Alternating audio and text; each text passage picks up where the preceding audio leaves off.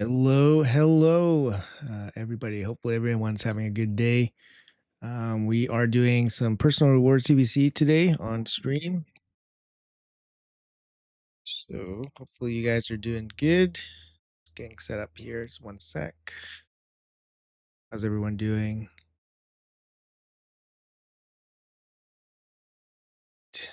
Let's make sure you guys get your quests. That's what I'm gonna be doing first. Grab your quests.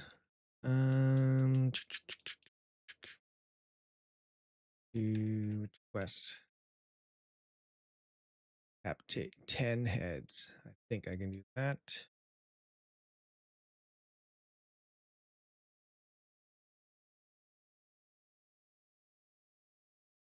I like doing the quests where you just don't really have to think about it and it just kind of happen naturally. um, Not like any of these are super difficult, but do that one. And then last one, let's do Chimera again. Let's check out what's in here. Buy these. Totally not worth it, but we'll buy them. Void Shard and Energy. Okay, not too bad. Good afternoon from London. Hello, good afternoon. It is morning for me. It's just before 6 a.m. It's a little bit late today with the stream, but here we are. All right, let's go. What do we got here? Nothing. What do we got? We got to do, our energy's capped. We got to do some energy stuff.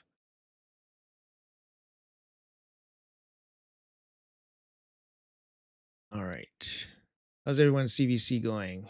You guys got easy wins lined up? Easy wins?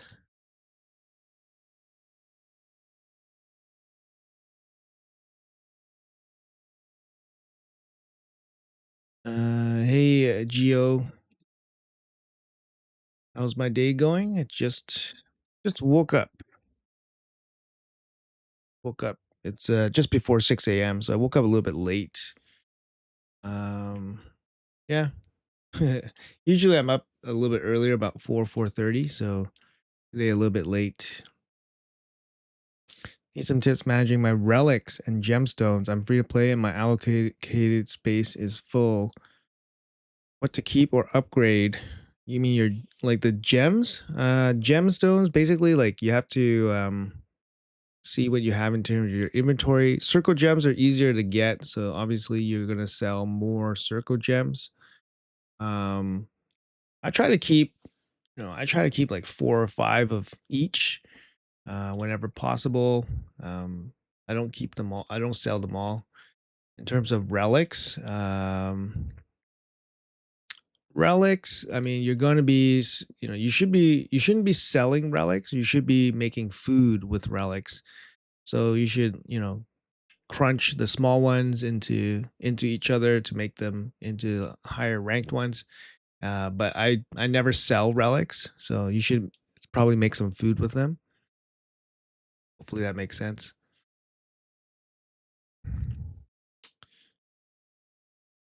Um,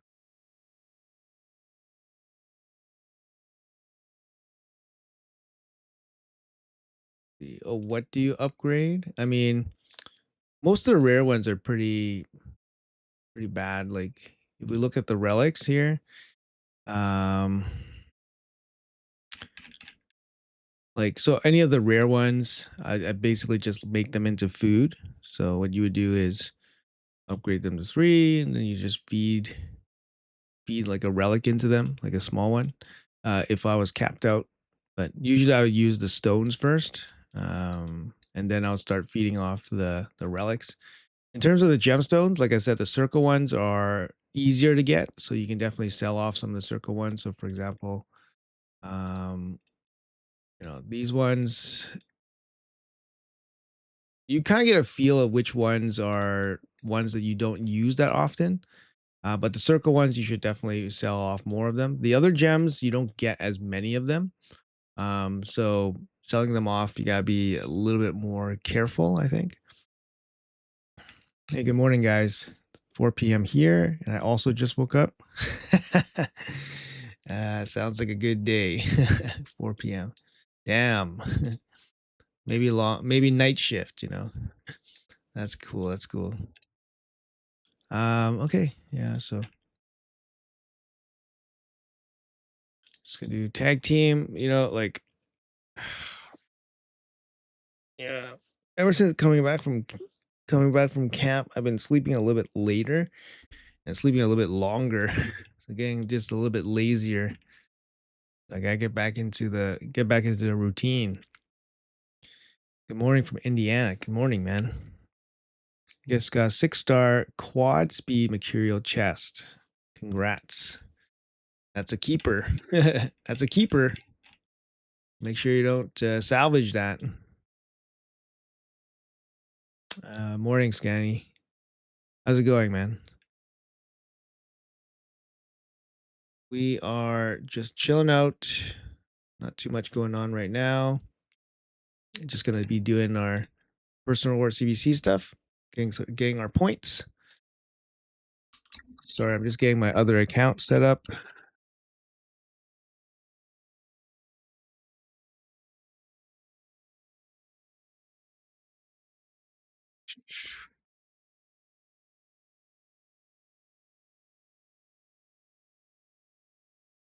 Too bad it's attack percentage.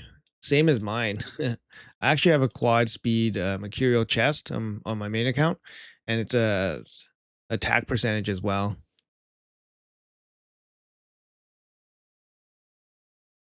Just pulled a Sursa. Plarium couldn't give me more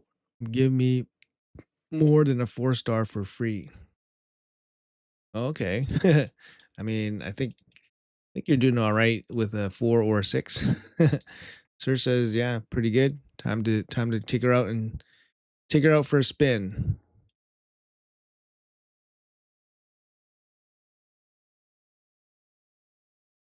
Oh, actually, the updates will be coming, I guess, tomorrow. So, I guess tomorrow, July 1st.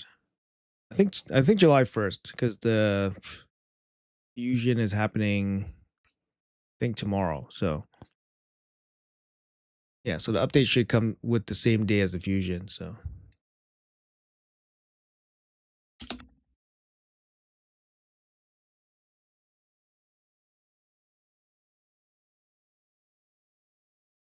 um, yours doesn't have crit rate. Okay. Can't ask for it all, I guess. Let's see. Please, I can't kill Harmo, Doom Tower, the spider. Any good chance to get over spider? I have Galathir. Um, yeah, that Nether spider. I mean, sorry. This rotation is Nether spider, right? So, isn't there like 2 spiders? You have the poison spider, and then you have the boss spider. Hold on, let me just check. So you have this spider, and then you have this spider. So you have 2 different spiders. Sorry, I don't know. Second spider. I don't know what that means. The one with the counterattack spider. So this guy. Yeah, I mean, this guy, you need to cleanse. So the fact that you have Galathir, like Galathir is huge, right? It's for that fight. Um, you can't really bring HP burn. The other thing you could do is bring heal reduction. Heal reduction could work. So you could bring HP burn with heal reduction.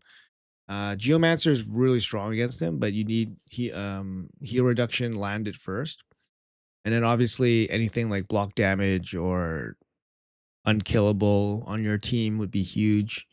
Um, so something like that. I don't know your roster, right? It's just, but you have Galathir. Galathir is like humongous, huge champion for that boss.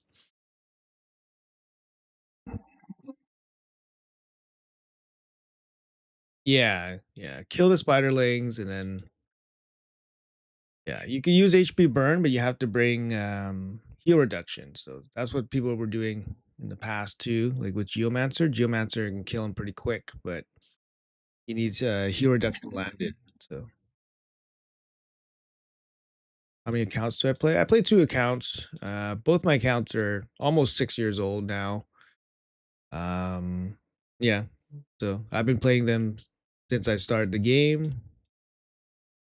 I just kinda play them at the same time usually. My main account, the one you guys see on the screen, I play way more often. So this is the one I play on my mobile. I spend more time on it, et cetera, et cetera. It's also the one with the content creator perks. My other account is free to play, doesn't get any perks. So yeah, you know, both of them I built from the beginning. Didn't have any content creator promo links back in the day. Very little promo links back in the day. So didn't really start off with much. I've never spent any money in this game. No.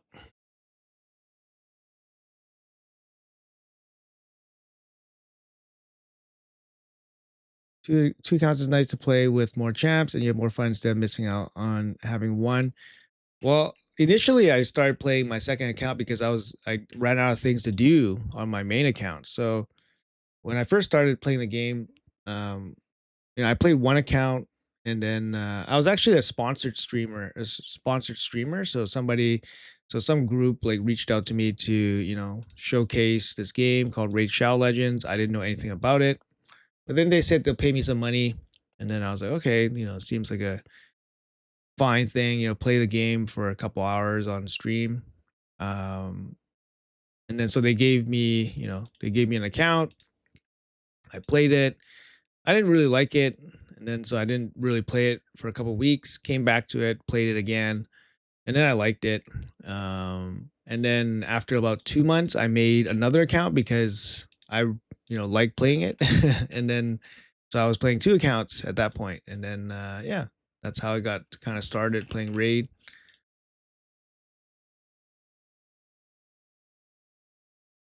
Both my accounts are free to play in the sense that they have never spent money. So if your definition of free to play, meaning no spending money in the game, then yes, I've never spent money in the game and both of them are free to play. If you think that getting content creator perks for free means that I'm not free to play, then I'm not. But my second account is free to play. So both of them are free to play. It just depends whether you think my main account is free to play or not, based on me getting content creator perks. I've been getting content creator perks since 2023. So about half of my time playing my account, I've been getting content creator perks. I've been a content creator since mid 2023. So that's kind of when I started making content. I started making content like start of 2023. And then I became a content creator at about midway through 2023. So it really depends what your definition of free to play is. It seems like everybody has their own definition. To me, I wasn't, to me, it's just not spending money. And to me, I'm free to play. So yeah.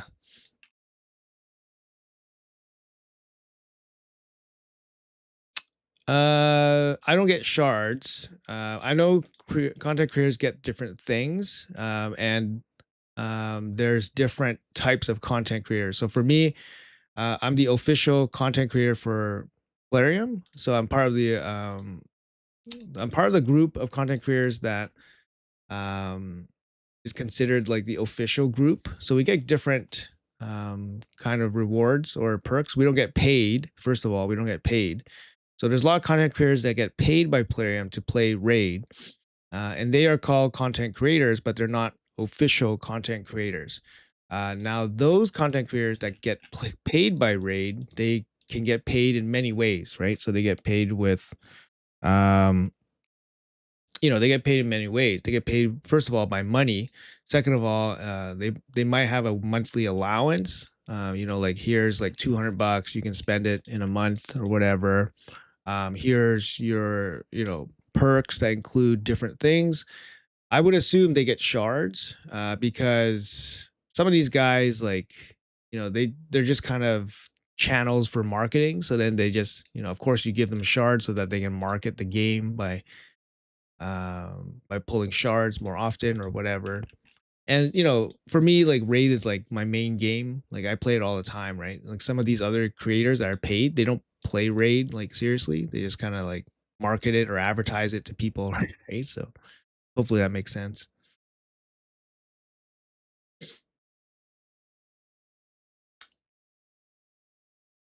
Sacred shards from clan boss seem to actually be lower odds, at least on my account. Went 97 days with no secrets from clan boss. Then the past month, gotten three. It really depends on what level you're farming at. If you're getting 2 chests of Ultra Nightmare, 2 chests of Nightmare per day, the average is about 10 per month that you should be getting. So I don't know what your situation is, but 3 months, if you're doing that farming, playing 3 months, then it's pretty low.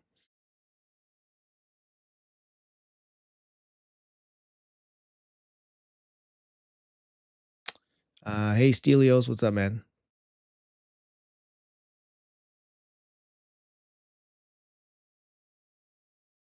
Uh,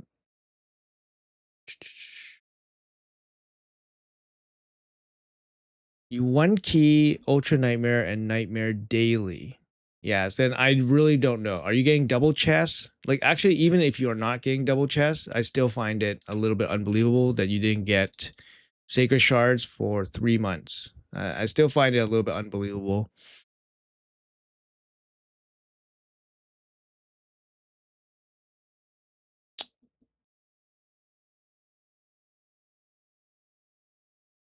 When will they show our summon progress? It's been years since this game released. Not sure what that means. Morning, Pappy. Is there guaranteed champ at the end of the month? I don't know. I assume yes. I assume yes, but I don't know. For sure, I don't know. But I would assume yes. You pulled Arnorn from the Dwarf clan, or Amon. Arnorn, yeah. I think that says Arnorn. Sorry, Amon. I'm not sure what Amon is. You pulled Titus on a 1 month old account. It's actually 2 key Ultra Nightmare. Would you say Wixwell would still be my priority, meaning I could go for every token. I can't just progress in the other area of the game. I mean, your account is 1 month old, right? So even if you had Titus, you probably couldn't make a good Titus team, right? Like Titus is basically just to boost damage for Hydra, for Chimera, and stuff like that. And like your account is 1 month old. I think a lot of people need to be careful about going for Titus. I don't think Titus is like the top three, in my opinion. Like for me, the top three is Newt, Wixwell, Fabian. You need those three first before thinking about going for Titus. And especially on a 1 month old account, just yeah, I wouldn't bother going for Titus because you're not going to see like significant gains. I would pick the champion that gives you the best progress, which would probably be Newt. Newt would probably be it because Newt's going to help you take care of all the dungeons. Like he's just an absolute beast, right? So that's what I would do.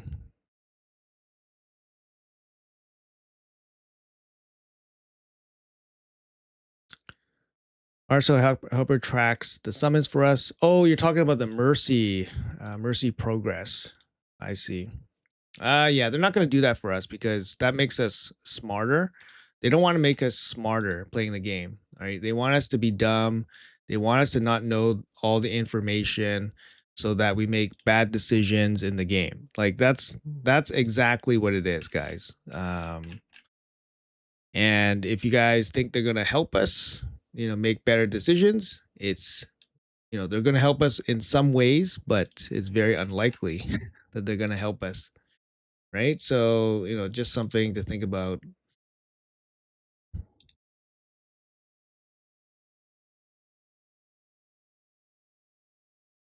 Faction wars.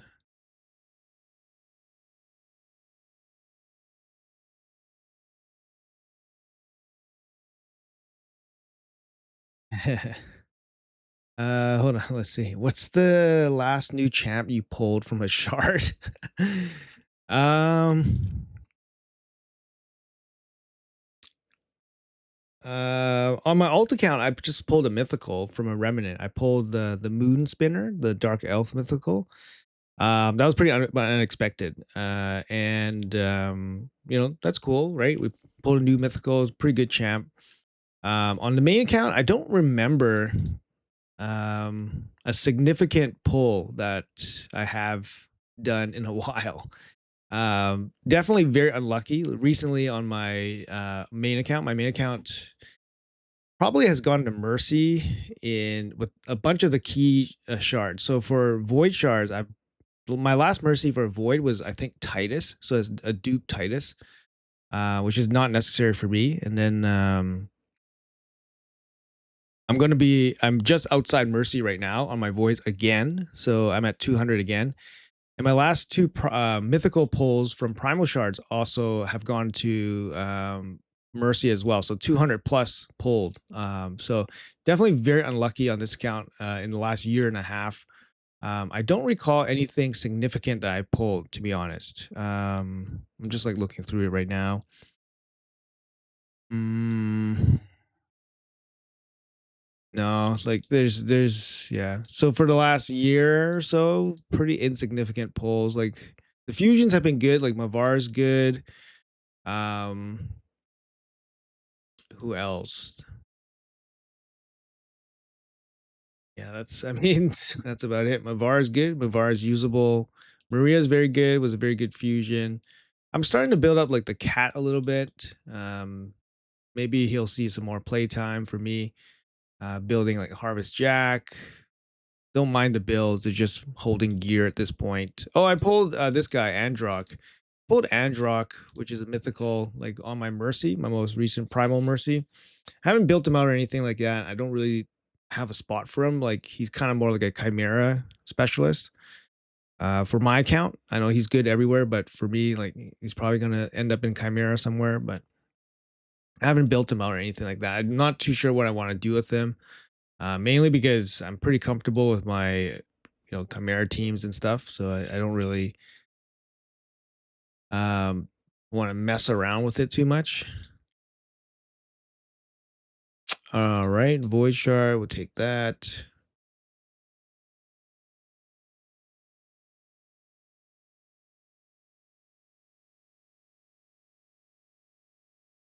If I only get last chest of Ultra Never Climb Boss, double chest with 4 keys, how many sacreds can we get a month?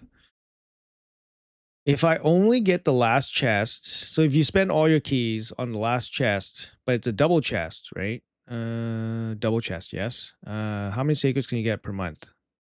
About 7. From Nightmare, you're not getting a lot of sacreds from Nightmare chest. I think from Nightmare, it's like if you're double chesting Nightmare, you're getting like 3 a month. And then from Ultra Nightmare, you're getting like 7 a month. So it's pretty significant difference.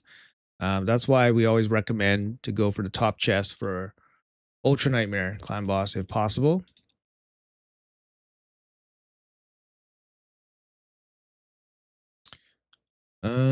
Double chest daily. I'm in the Sig Crusade. This has been my only time in 4 years I went so dry so long without any secrets. Was even talking to my client about quitting because of it. Yeah, that's kind of crazy, man. I don't know what to say. That's just horrible bad luck. Like yeah, that's just so bad luck that I can't even believe it. It's just yeah, for 3 months. I've heard of like 1 month for 0, and even 1 month 0 is extremely unlucky. I would say extremely, extremely unlucky. So hopefully your lucks change. But yeah, it's really tough. I really don't know what to say.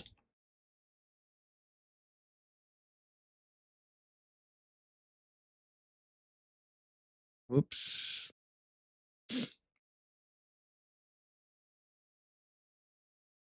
All right, let's do some crafting here. So today I want to craft all my lethal stuff. We have lots of stash space, so I'll craft all that up, and then I think I want to do some deflection gear, just because I don't have any deflection gear. So, do you have Crocad Hydra team? If yes, what is its average damage? I use my Crocat Hydra team for hard difficulty, and I do about 1 billion damage. So actually, I probably ran it already on this team here. Yeah, I did run it. So this is the team I run. Oh, sorry. This is the team I run for my Crocat team. This is hard difficulty. 950 million is roughly the average I get. I've hit 1 billion before with this team. So yeah, it's pretty good. I don't think I can push this squad that much higher, I think. Everyone's in pretty optimal builds. Maybe a 6-star Crocat would, boost up the damage a little bit, but I think that's about it for me. Um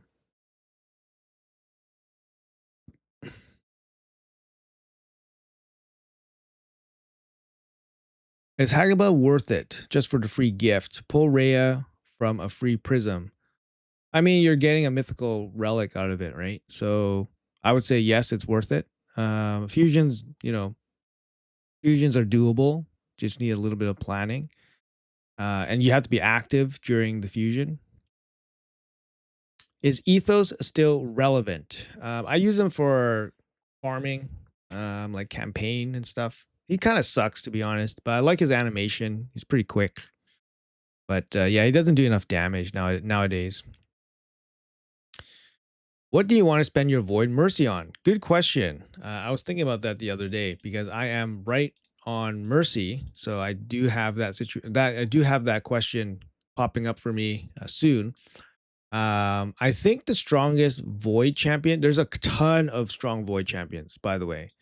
So if I hit gold, I'm hoping I get something impactful. There's a lot of fun ones that you want to play with. Two of them come from the Argonites, and it's going to be this guy, Hecaton. He's really strong. Lots of content. He's really strong. He does tons of damage for, Clash. He does tons of damage. Really tough champion to play against in Arena. This guy, I think, is the best Void champion right now, or at least the hardest to play against. At least right now. He's really strong. Lockout champion with this poison cloud buff. Very hard to deal with the poison cloud buff because you weak hit against him, so you can't really status effect him easily. So you have to like kind of status effect him with like touchless abilities. You can strip off his stuff with abilities that don't touch him.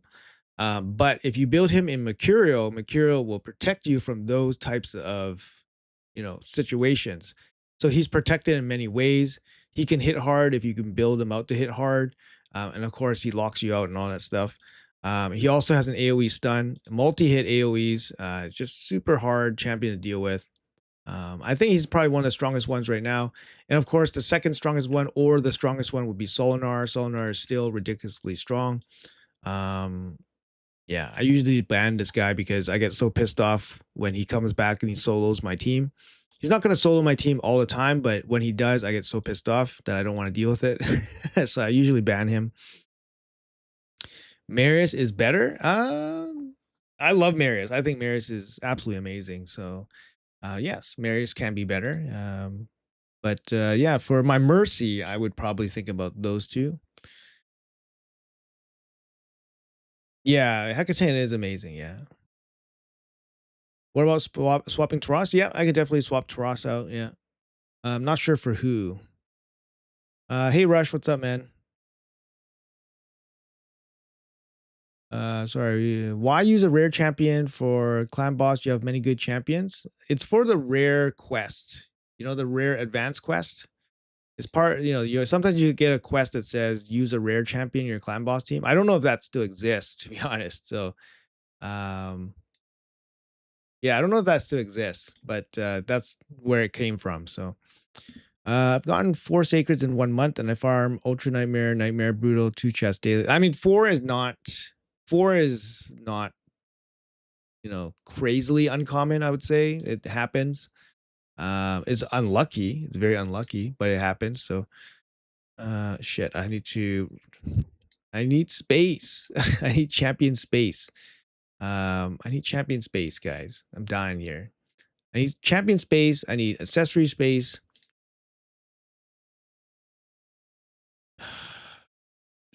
So I gotta do this very inefficient thing of feeding off these onesies. Do I have enough space? There we go. If you press the escape button, you skip the animations, which is amazing. So that's what we're gonna do. Okay, so I think we're gonna come back here. Did we win? Yay, we won. So we got the 6 mats. That's perfect.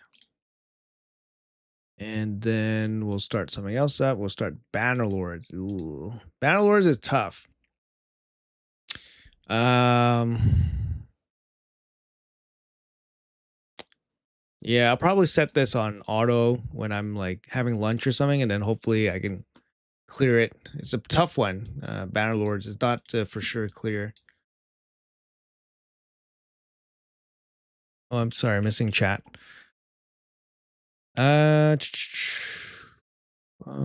Mogs everyone. It comes to bad luck. Worst mythical pulls ever. Thank you. Thank you. Hey Hunter, hope you're feeling better this week. Good to see you this CVC as always. Yeah, thanks. I'm feeling a little bit better, but I still have this, cough or whatever. But it's better.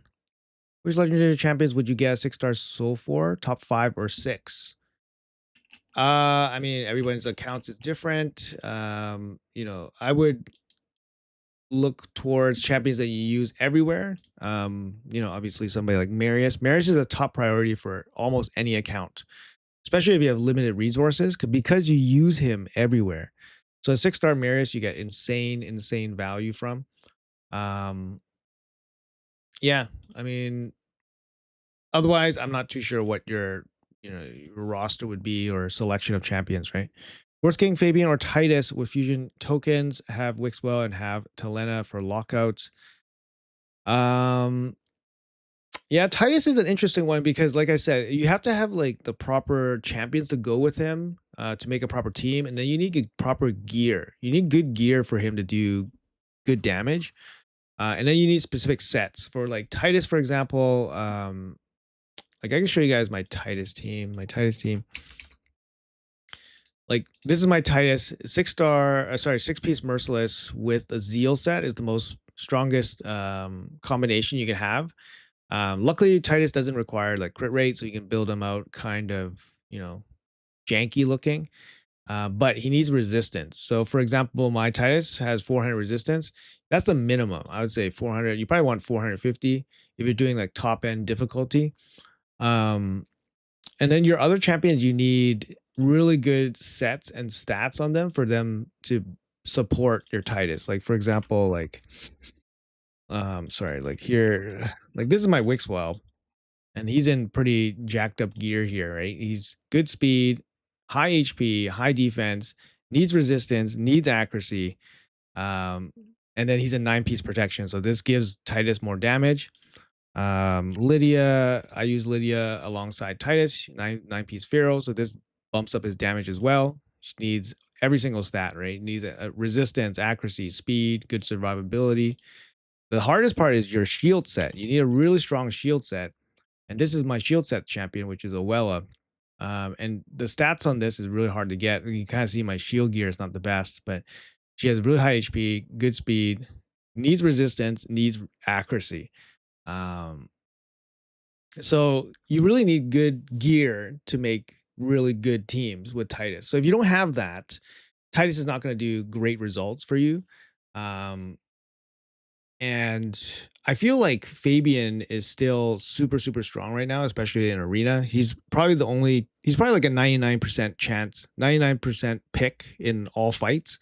So he gets picked like all the time. So if you don't have Fabian and you're bringing Talena, like that you're bringing like a weaker copy, right? A weaker Fabian into the fight. So I don't know. It's kind of up to you.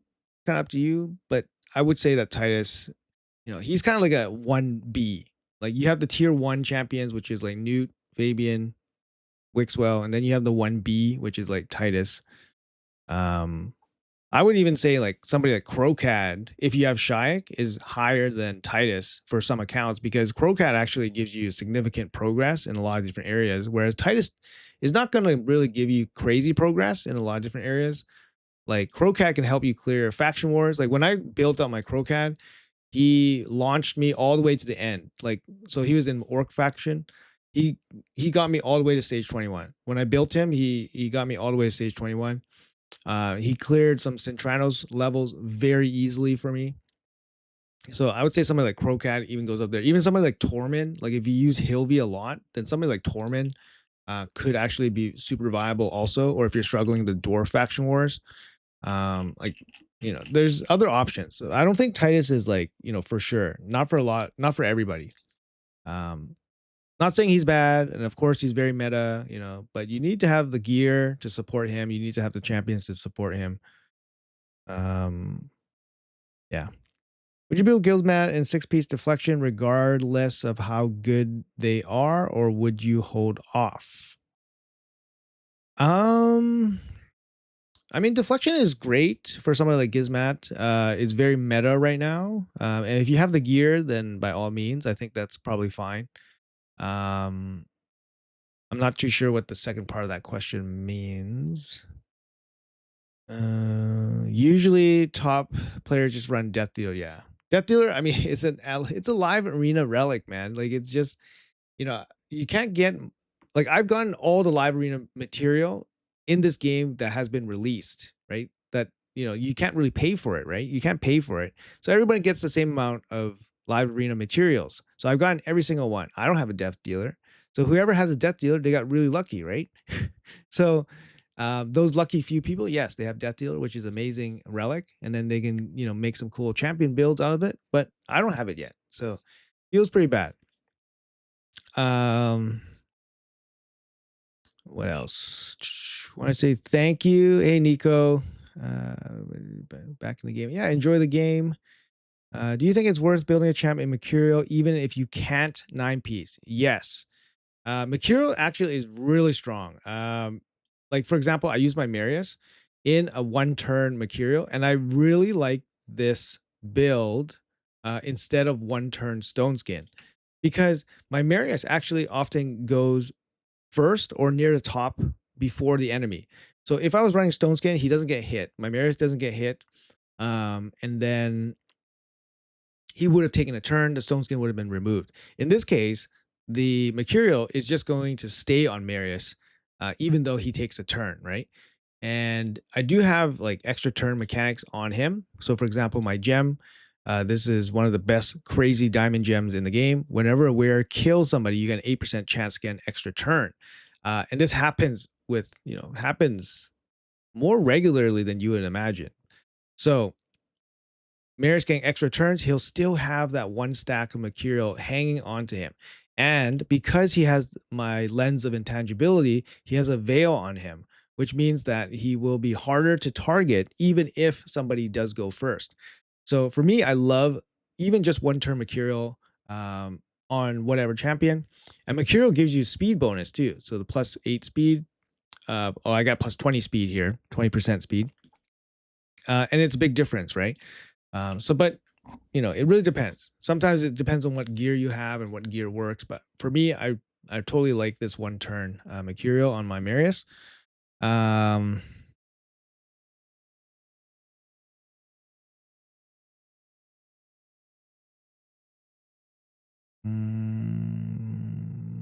Tech 10 5 stars. Congrats. Hey, Silax, how's it going, man? Arias Day, hello. Rare Quest still there. Thank you. How do you have your Sanguine Maria built? I could show that real quick. She's a 9-piece Mercurial. She's a 9-piece. So there she is. How long have you been saving sacred shards for on this account? I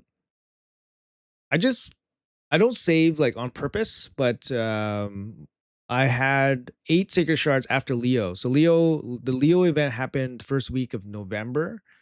So since last November, I had 8 sacred shards. So that's like the starting point that I tell people is like, okay, this is when I was like really low, and then I've just been saving up since then. But I use sacred shards all the time. I go for every single fusion. I go for like 9 out of 10 of the events.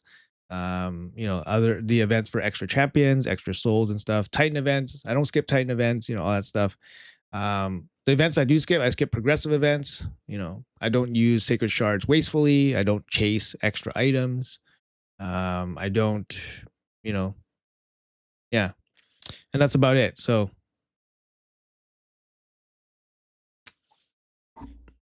yeah, Crocat, no, no doubt. It's not Titus, and it's not Titus, and then turn your brain off. It's not like that. No, I don't think so.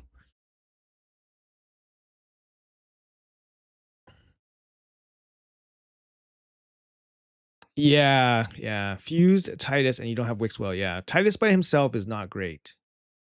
Old Aphidus, can you show how you have him built?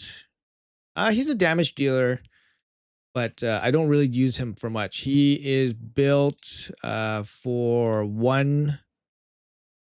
I use him in a stone skin build because I use him for faction wars, and in faction wars, the wave two, they have like some fear. They have one of the Shadowkin guys places fear, and then also can kill you. So I do give him one turn of stone skin, but I basically just give him some ignore defense, damage gear, and I just use his base form just as a damage dealer. But recently, I don't really use him that often. He's not a bad champ. He's an okay champ. He's not a bad champ, but I don't necessarily think he's great. Can you take the faction guardian out of only HP for banner lords so Titus does a bit more? Banner lords. No, I think yeah. Does this work? I don't think this works, right? These you don't get these bonuses anymore, right?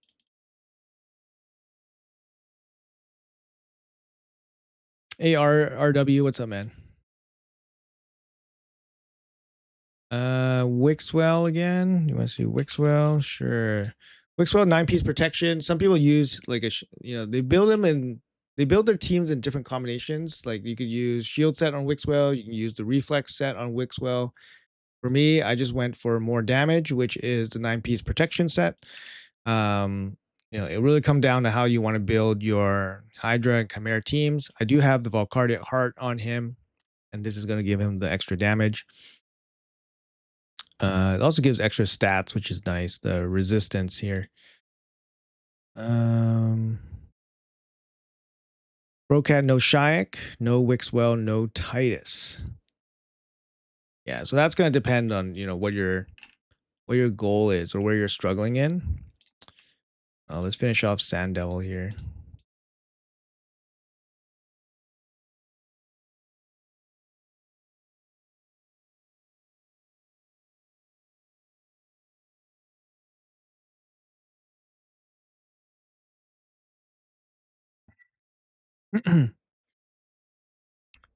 Have you ever asked player if they're gonna do anything else with mortal coins? I always find it funny cashing them in because it's the only thing you can spend them on. Mortal coins. You mean for the mortal soul stones? I don't know. I don't think they would do anything with those. Those are just for soul stones. Yeah, I don't think so. I never asked them about that. Never crossed my mind.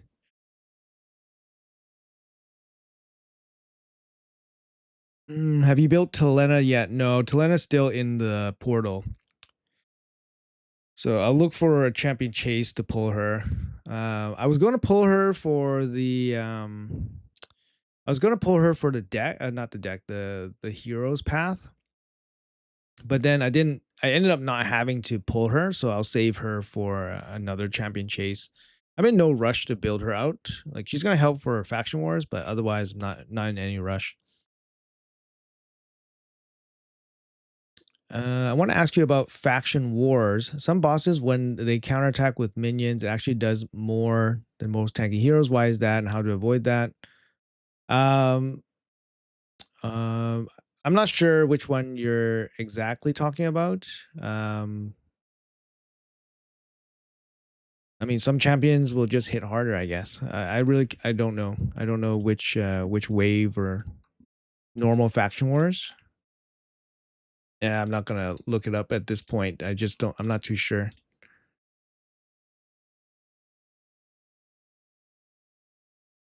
Unfortunately, I missed the Mavar fusion. This upcoming fusion has not piqued my interest, so I'm not going to do it. I'm only at 2 coins, so can't swap for a good champ. I mean, excuse me.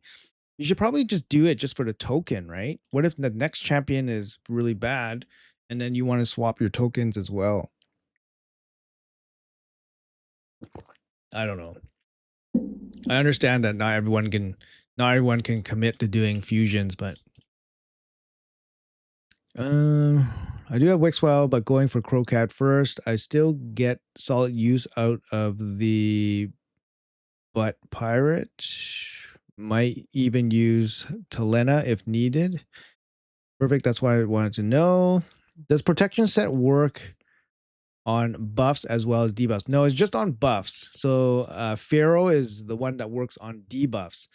So for example, like the 9-piece set on somebody like Lydia, who has 4 debuffs potentially, right? Decreased defense, weaken, fear, block buffs, and poison sensitivity. Actually, she has more. She has lots of debuffs. So something like that champion is a good candidate for Feral, because Feral is going to give you a damage boost based on the amount of debuffs that champion has. But yeah, protection is the other way. Look at this. Look at this. So this Tekaton like beat my team here. And he look at this. I can't kill this guy. Basically, I couldn't kill this guy. Crazy, right? It's just a ridiculous champion.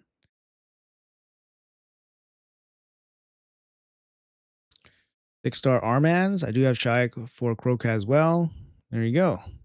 Would you like to see them add a new mission champ after Marius? It feels off having anything to grind for besides Carnage.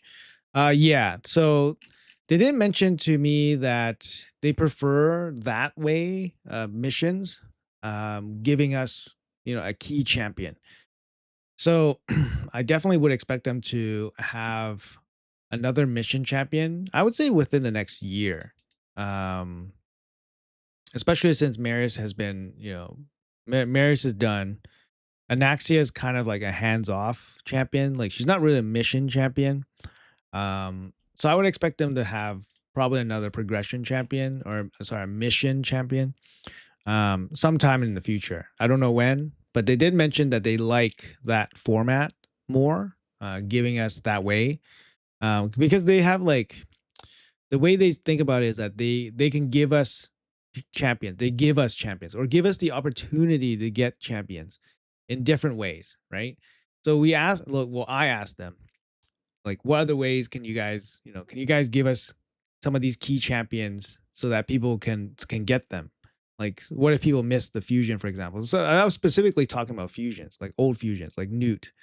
And this is the way that they figure it out. They're using this token system, right? Which I think is ingenious. It actually is very smart for them. Um, so that's how they want to be like creative about it, instead of just giving us, here's an event, pay some money, buy some shards, and then here's a guaranteed newt for you. Like they don't want to do that. They want to give us champions in more like creative ways, which is fine, which is good. I appreciate that. um so I asked them about things like, why not give us a permanent fusion? Like give us more permanent fusion, not like we just have Rosin, we just have Mikage. So they said like, oh, that's good, that's fine, but they actually enjoy the missions more, right? Arbiter, Ramantu, Marius. So they enjoy the missions more, and then they like to think of more creative ways. So, you know, the usual way that they feed us opportunities to get champions is like, first, fusions, like just giving us our monthly fusion. Second of all is guaranteed champions, guaranteed events, right? So those are the ways they kind of like feed us regularly. But then they like to have like these special ways to give us champions. Um, yeah, so I would definitely expect them to put another mission champion sometime in the future. They would have to add some content, right? So because right now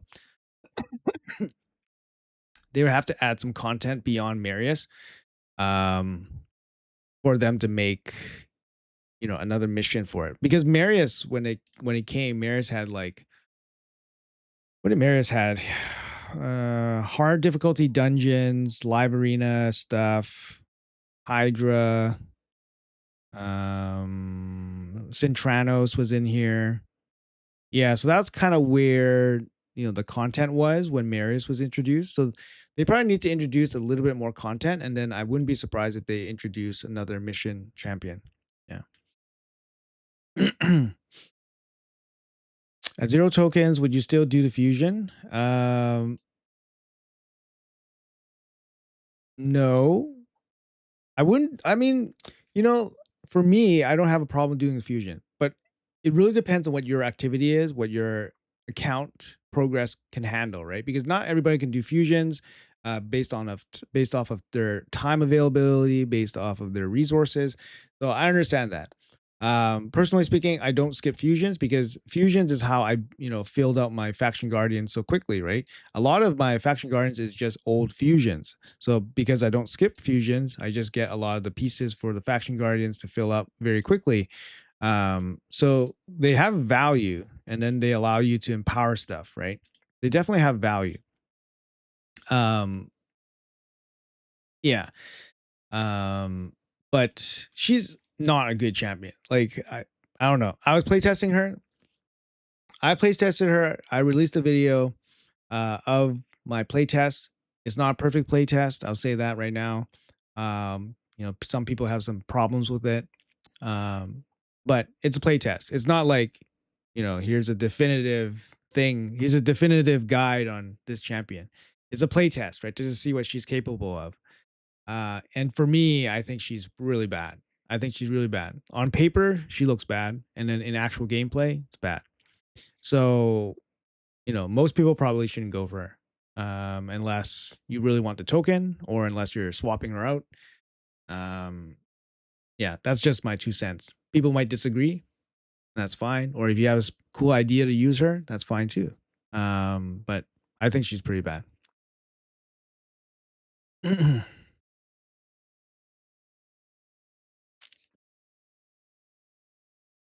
Oh yeah, tag team. Yeah, usually on at the beginning of the week, tag team is the people set it to one man defense, so it's just easier to get quicker battles, get wins, get points. It's kind of like a coordinated effort. I'm in gold 4, so these are like the sweatiest players in the game, right? You can't just like casually, you can't just like inactively be in gold 4. You have to be like actively playing to maintain your gold 4 status. So these are like the sweatiest people in the game. Um, and yeah, beginning of the week, you just set one man defenses, so everything's quick and easy.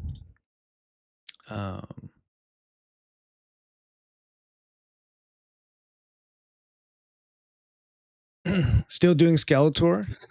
Still doing Skeletor. Make sure you guys pull your 5-star soul during CBC. Actually, I should do it right now. Yeah, I should do it right now before I forget because this is gonna expire soon. Yeah, it expires in 19 hours, so I'm gonna forget. So watch this, guys. I should get points for this 1-star soul. Do I get points? Yay! See, look at that, guys. Get easy points. Gonna collect this. Don't get any points for that. But look at this, guys. Look at this easy points here for CBC. 1,000 easy points. And look at this 5-star soul. 15,000 easy points, guys. Easy points. Look at that. All it takes is a little bit of patience, and then you just get a bunch of easy rewards. There you go. Easy. All right. So that's done. Gear enhancement. I should probably finish this off. Okay, so what are we doing? We're doing some of this. Okay, so lethal, 144 lethal. We will go for crit rate and gloves. All right. Hey Bob, what's up, man? Good morning. Talena built a 9-piece Mercurial, but speed is underwhelming, 335. Still build, or should I try to build around regular speed gear? I don't think she needs Mercurial. I don't think you need to force procure on her. She doesn't really particularly benefit from it. So definitely go for probably just pure speed. That'll be my opinion. Or you can go deflection. Deflection could be interesting on her because she has an on hit plus a debuff. So multiple Mercurial stacks getting removed, which is pretty nice. Are we getting a token for this fusion if we use tokens to swap? No, you don't. Agabus seems like the worst fusion in years. She is pretty bad. Yeah. I don't know. Maybe somebody sees something different. I don't want to just say she's bad and then have people not go for her and all that stuff. But you guys can maybe make up your own minds. Did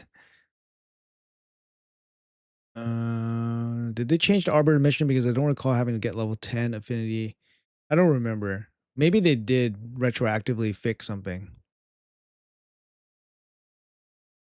I believe you can switch I believe you can switch the champion out at any point before claiming the champion. The fusion, I mean. Patience, open all sacreds. Um, does the rewards actually expire if I don't take them immediately? The Fallen Soul, I think it goes to your inbox, but you want to claim it during CVC so you get some credit. You want to get some credit, right? When does this update happen? Go live? It's gonna happen, I think, tomorrow when the fusion happens. What's your best and worst faction?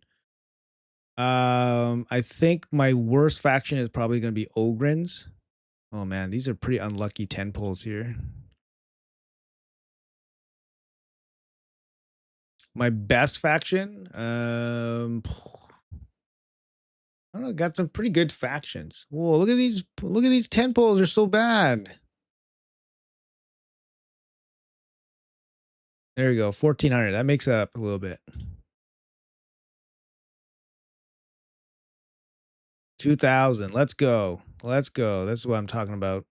We'll sort it out later. 6-star mythical helmet. Let's go.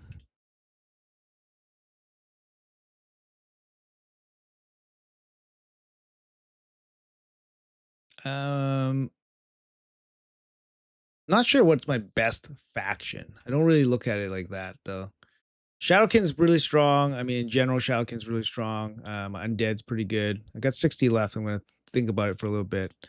Yeah, Undead's pretty strong. Lizardman's strong. Skinwalker. Barbarian's 58. Sylvan 61. So Ogren is like just like sad, right? 37 here. High Elf, I finished up to 21, but I didn't get a lot of stars along the way. High Elf's very difficult. Surprisingly, the champion that actually made a big difference for High Elf was Incarnate. After they buffed up Incarnate, Incarnate was actually really huge in getting me to 21. This is the Argonite flag. Yeah, but Ogren stands out as the obvious worst one, 37. So that's something you always there for me. Not every content creator does. That keeps up the good work. Oh, okay, thanks, man. Yeah, no worries. No worries. I try my best. What's best stage to farm the event dungeon in terms of points for tournament?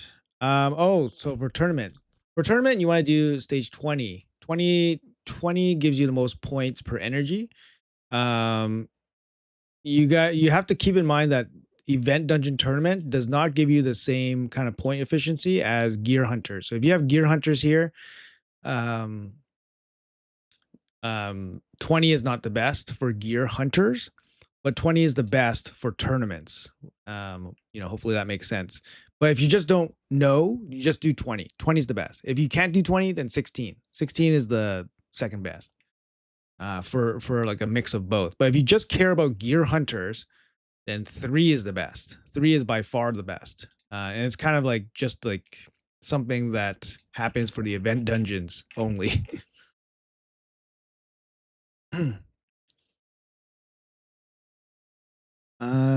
Is she worth the mythical relic if you collect them all? I think so. Like you guys excuse me. I think so. Like you're getting a mythical relic out of it, right? Like you're getting is it this one? You're getting the crown of corruption, or is it this one, the covetous passion? I forgot which one you're getting. You're getting one of these, right? Like it's still good. Actually, it might not be this one. It might be this one. Did I mess up and say this one? It's probably this one. This one's the worst one. Worser version one. But anyways, you're still getting a mythical relic out of it. I don't know. For a fusion, I don't know. If you can do it, then I would do it. But not everyone can do fusions, right? So Hydra key, what do we got? We're tanking this week, right? So I just need a 40. I just need a 40 mil key. So we're just gonna run it here. Good morning, Roman. Baron still worth building in this meta? Mm, no, I haven't bothered with my Baron at all, to be honest. But really depends on your account and what you're gonna use them for. What would you value more? First Newt, Emic to replace Donnie, or Helicath for 25 myth mats? Um, I mean, it really depends, but Newt is probably generally the best champion there. Excuse me.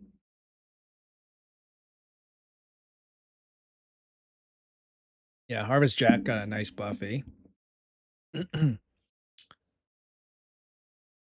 I have Talena built 9-piece Mercurial, underwhelming. Okay. Covetous Passion or Newt as late game. Oh, I see. Oh, I see. Hmm. I much rather have the champion. The champion is one of the hardest things you can get. Hardest things in the game to get. Sorry. So if you can get the champion, I would always go for the champion first. I think versus a relic, I would still probably go for the champion.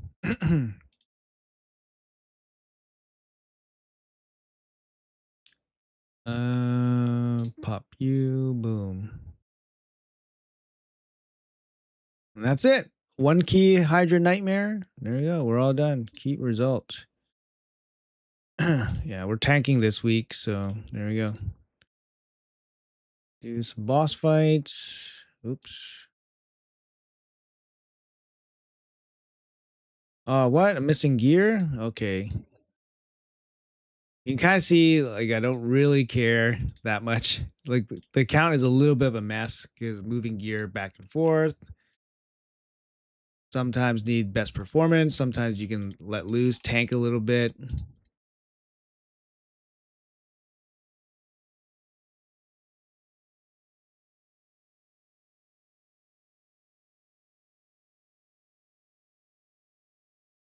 One copy of Covetous Passion and needs a buff. Yeah, I think it's not the best. It's not the best. Are you watching a World Cup? No, I'm not watching a World Cup. Who would you pick if you didn't have a single copy of Wixwell, Titus, or Newt? Depends where you are in your account. Wixwell or Newt is probably the most important because they help you progress in PvE content. So what you really want to do is have like you want to make sure that you're top chesting Ultra Nightmare. That's the most important PvE thing you can do in the beginning. So once you top chest Ultra Nightmare, once you can get this chest every day, your game totally changes because now you have the ability to save stuff to participate in more events like fusions.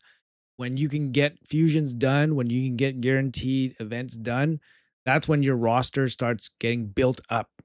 And obviously from this top chest, you can get the books and stuff. The books is very important too, so you can build out your account and obviously shards. And so that's the priority. And that's why Wixwell sometimes is the most important because Wixwell gives you much easier access to the top chest Ultra Nightmare clan boss chest than usually other ways. But Wixwell is probably the best in terms of that. So if you don't have that, I would lean into Wixwell.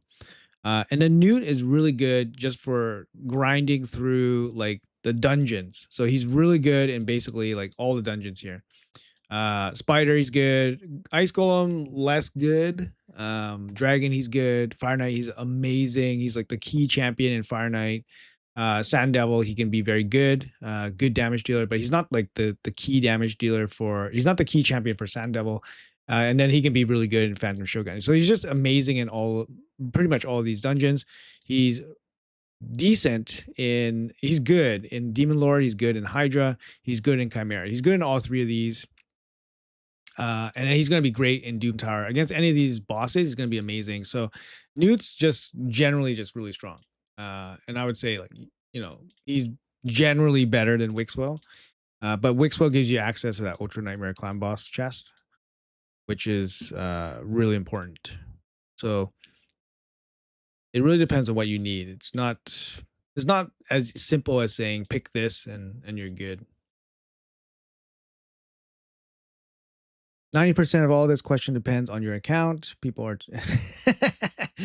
the thing is it's not being stupid. I realize it's not being stupid. It's a little bit of like it's a little bit of insecurity because you're making a big commitment. That's the thing. You're a little bit insecure because you're not sure of the answer. And because it's a big commitment, you feel a little bit a little bit scared to kind of take the jump, right? Because if you take the jump and then you're wrong or it didn't work out the way you wanted it to, then it's a big commitment because then you have to spend resources, the masteries, the books, souls, whatever. It's a big commitment. So you don't want to make a mistake. So people are a little bit, they want to make sure. So I can understand that. But yes, there are people that don't really think for themselves. And it's tough. You can't help everybody. That's the thing. You can't help everybody. You can't help people that don't want to be helped. And we only have so much energy and capacity in ourselves on a daily basis. So if you don't want to help somebody that is not appreciative or can't accept your help, then, just there's other things to do. There's other things to fill your day with. So don't worry about it. That person will find their help from somebody else, or maybe they'll learn to help themselves. So ultimately, that's what I try to teach people when people ask me things. It's like, I want to help you teach yourself so that you can, help yourself in the future and not rely on, my once every 2 week stream or relying on asking like another content creator or something like that. Because like I said, people only have so much bandwidth in a day, right? So do you think building up souls is faster now with the additional coins you get from Grim Forest and the amount of tournaments that give coins? 6 months for a 6-star seems outdated. Yeah, I think so. I mean, personally, I don't think it's 6 months for a 6-star. If you are grinding Iron Twins every day and then double day on Sunday, that's basically what my strategy is. I do these every day, so that's like 120 energy, and then on Void Day I do a double day, so I pay 150 gems. I believe the acquisition rate for all the materials is about 3 months, 3.5 months. So you can acquire all the materials in 3.5 months. Looking for the soul is a different story too. The refresh rate on the soul market is much faster now. So you're getting basically double the refresh rate on how quickly you can find your souls. So you could probably get, more than 2 per year. If you were very diligent, like cleared everything, get all the coins and stuff like that. It does feel faster. I'm not gonna, it does feel faster. Like recently I was at very low because I spent all my souls not too long ago. And now I'm back up to 180. So it's, it did go pretty fast. You can kind of see like where I'm at here. Look how much of the immortal soul essence I have. I can buy 90 of these soul stones. And that's just basically saving them. I don't spend them on every event, but that's just saving them for some of the better events. I did pull like 20 for the last deck of fate or whatever that was for Telena. So I had over 100, but I'm not really buying souls anymore for some of the champions. There's just no point buying like 4-star soul, like 1-star, 2-star, 3-star, 4-star, unless they're like key champions, right? So most of my key champions at this point, like the system's been out for like a couple of years now. So most of my key champions are already already purchased up. Like I'm working on like a 4-star cat just because I think maybe the cat I can use for arena. So I want him to be 4 stars, but everybody else I don't really care how high they are. Mavera is somebody that I'm trying to work up to 5 stars. I made a mistake. I actually have a bit of regret not going for her 5 star soul, because I didn't think I was going to use her, but then I should have probably dwelled on it a little bit more because my account doesn't have that many great supports for arena, and Mavara is actually a really good support for arena. But so yeah, I'm kind of working on her up to 5 stars. Everybody else, like, there's no, I don't need to push any of these other champions beyond where they are really. My next 6 star, I actually don't know who my next 6 star would be. My last 6 star was sorry, my last 6 star was Niemi or Neve. I might 6 star Donatello. Donatello's with extra speed would be amazing. Yeah, he'd probably be my next 6 star. He's really good. He's really good. One of the best fusions of, all time. I'll say that. I was a big Donatello fan when he first came out, and then people were like, best fusion. I don't know, blah blah blah. But trust me, guys, he's amazing. Do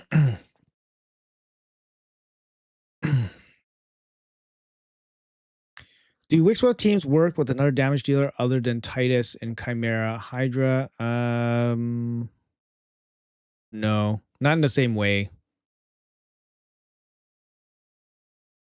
Teach them how to fish. Yeah, exactly. If you only knew how many players in this game are absolutely lazy, so many accounts that do takeovers for, and they just want other people to play their accounts. Yes. People don't have time, right? And that's why they're trying to get a takeover because people don't have time to do everything. It takes so much time. And when I do takeovers, I do a ton of takeovers. Um, a lot of the accounts are the same. Like they have the same kind of problem. They just don't play the game. And it's just like, hey guys, like I need to do this. Well, if you need to do this, you kind of need to play the game. Like you need to roll up your gear. You need to gain silver. You need to farm accessories. You don't have accessories, like just stuff like that. You need to play the game. um, so it's yeah. Um, help me, help you. Yeah, exactly. Um, I'm doing a 1 key nightmare and 3 key ultra nightmare, and I'm getting only single chests. Should I stay in your clan? No, definitely should not stay in your clan. Well, I mean, if you care about progress, you should not stay in your clan. I'm not saying that you shouldn't be loyal to your clan and stuff like that. Like, you definitely should be, loyal to your clanmates. But at the end of the day, like, if you're not, enjoying yourself, or if you want more, eventually your clan's gonna, you're gonna have to leave your clan behind eventually, right? Because it's so hard to find a group of 30 people that are on the same page, especially when you're just starting out. So I would definitely recommend leaving to try to get more rewards.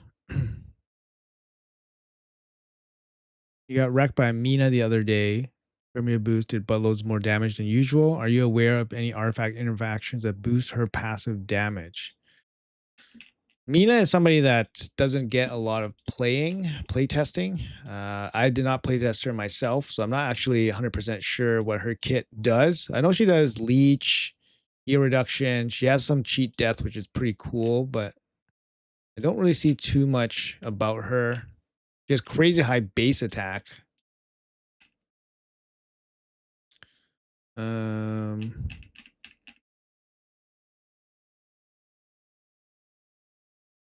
Let's see. I pulled Rhea on the 10x. Should I build her soul from 0 to 6 as a free to play? It would be my first time to do that. Do you have Marius? You kind of have to think ahead a little bit, right? Like which champions do you need the 6 stars for? It might be like, Marius. Marius is a good one. So if you have Marius, you might want to do Marius instead of Rhea. Yeah, it really depends on your account. I think Rhea is really good. She does need accuracy, unless you have the perfect buffs on her all the time, which I think is unreasonable. So I think she does benefit from, a max soul. Like some damage dealers, you can get away with like a 4 star and just for the crit damage. But for her, I think max soul makes sense. But yeah, it's a big commitment. It's big commitment. And I don't think she's that great in like waves. So she's not like as good as Marius to me. Like for sure. Like that's a for sure thing. I just got myself a Neve. You use her much. I use Neve everywhere, like in live arena, in PvE content, like against waves. She's absolutely amazing. She's my best pull in the last 2 years, and I'm so grateful I have her because yeah, I play her everywhere. I just recently built her 6 star, so I did mention that she's the last champion that I made 6 star. And this is the build I have on her 9 piece protection. That's like 90% of all the Neves that you ever encounter in live arena. They'll all run the nine piece protection. There's no real other build for her. I have, this is my preferred relic. It's a bit of a surprise because often your entire team is protected by block damage, and then she is exposed. So sometimes like a predator will try to snipe her with a single target attack, and then they'll be like, "Oh nope, sorry, aspect of Suroth will protect her, and she stays alive." So yeah, it's a very strong ability. Her ability to place block damage and then this kind of damage reduction is really really strong together. I like life harvest on her. It makes total sense. This blessing. Whenever champions are revived, they come back with less HP, and then you also get turn meter. Fights with Neve last longer because of her ally protection and then block damage. Um, so naturally, you'll get more value out of this in longer fights. And her A2 can deal damage too against champions with less than 50% HP.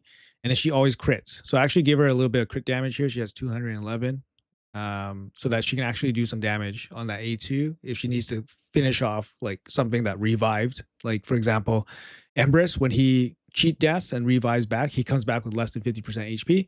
So then Neve can just go in A2, snipe him, and then reset your whole team, which is nuts. So she's actually so strong. I use her in 90% of my arena fights. She's just amazing.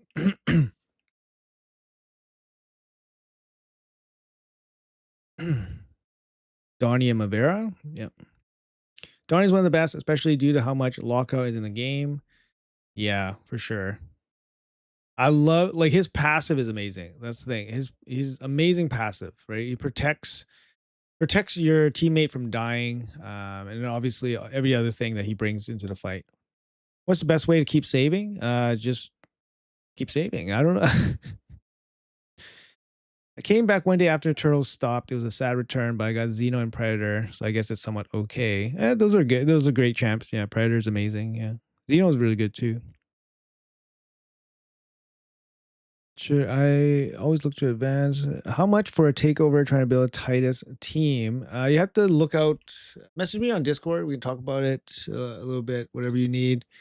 Not super thrilled to do tightest teams for like Chimera and stuff because Chimera, a lot of it's like manual play. And and the stats for Chimera is huge. So most people don't have proper gear to build a proper tightest Chimera team for the top difficulty.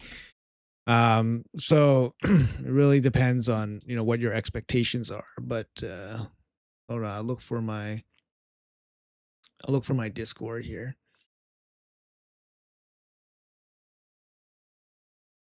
So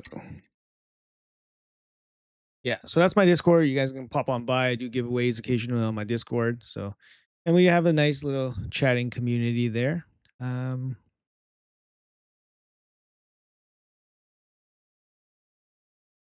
you don't spend money, so you get the most valuable advice on what to do.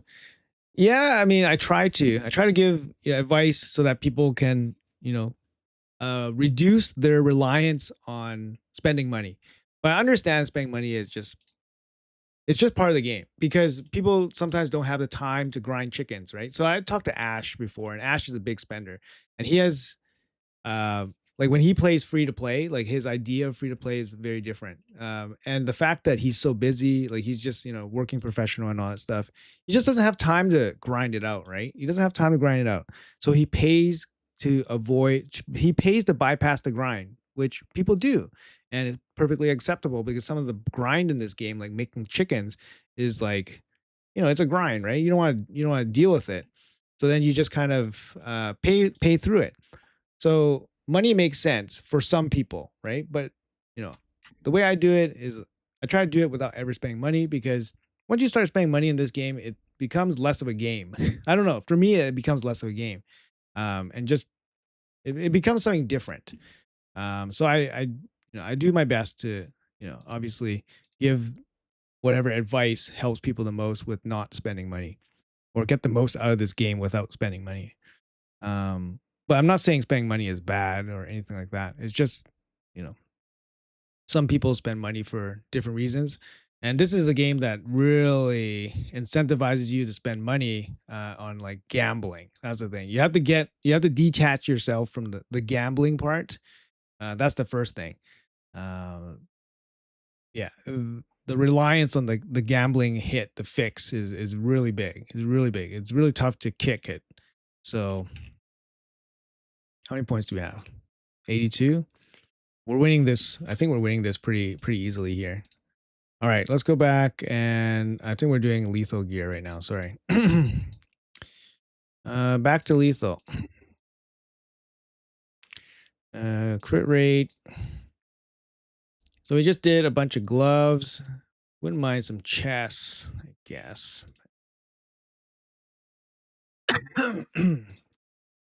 Let's do. Let's do chest or gloves. Let's do a bunch of chests here. Why not? We'll save some of the glove charms. 1400. Nice. 11,000. I really want to see like at least 1,000 points. So 2,000 points. Let's go. That means we hit some high quality pieces. Hopefully 30 more. 800. Don't want to see that, right?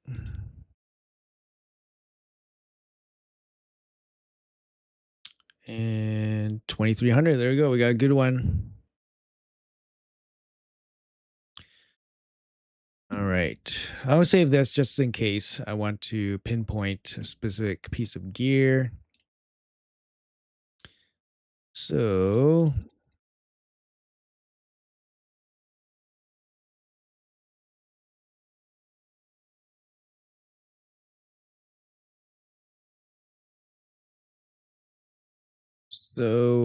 I guess quickly showing you guys how to gear cleanse, at least for me. Um 5 stars, 5 stars are gonna get highly scrutinized. Like rares instantly sold. Like even Mercurial right now gonna get sold fairly often. 5 star rares just instantly sold. 5 star epics will also be heavily scrutinized. Like boots, even Mercurial boots are gonna be going. Most of these are just no good. I mean, we could try to roll this, maybe get like a triple speed or something. Sorry, I'll move my head. Yeah, but I think like this one, like it's pretty bad. I don't know. Like none of these I'm particularly excited about, but we'll roll those. 5 star merciless glove. I think my account's beyond 5 star merciless stuff now. Even if we triple roll crit rate, it's not gonna be that great. And then 5 star boots for lethal. Definitely not using them anymore. 5 star chest.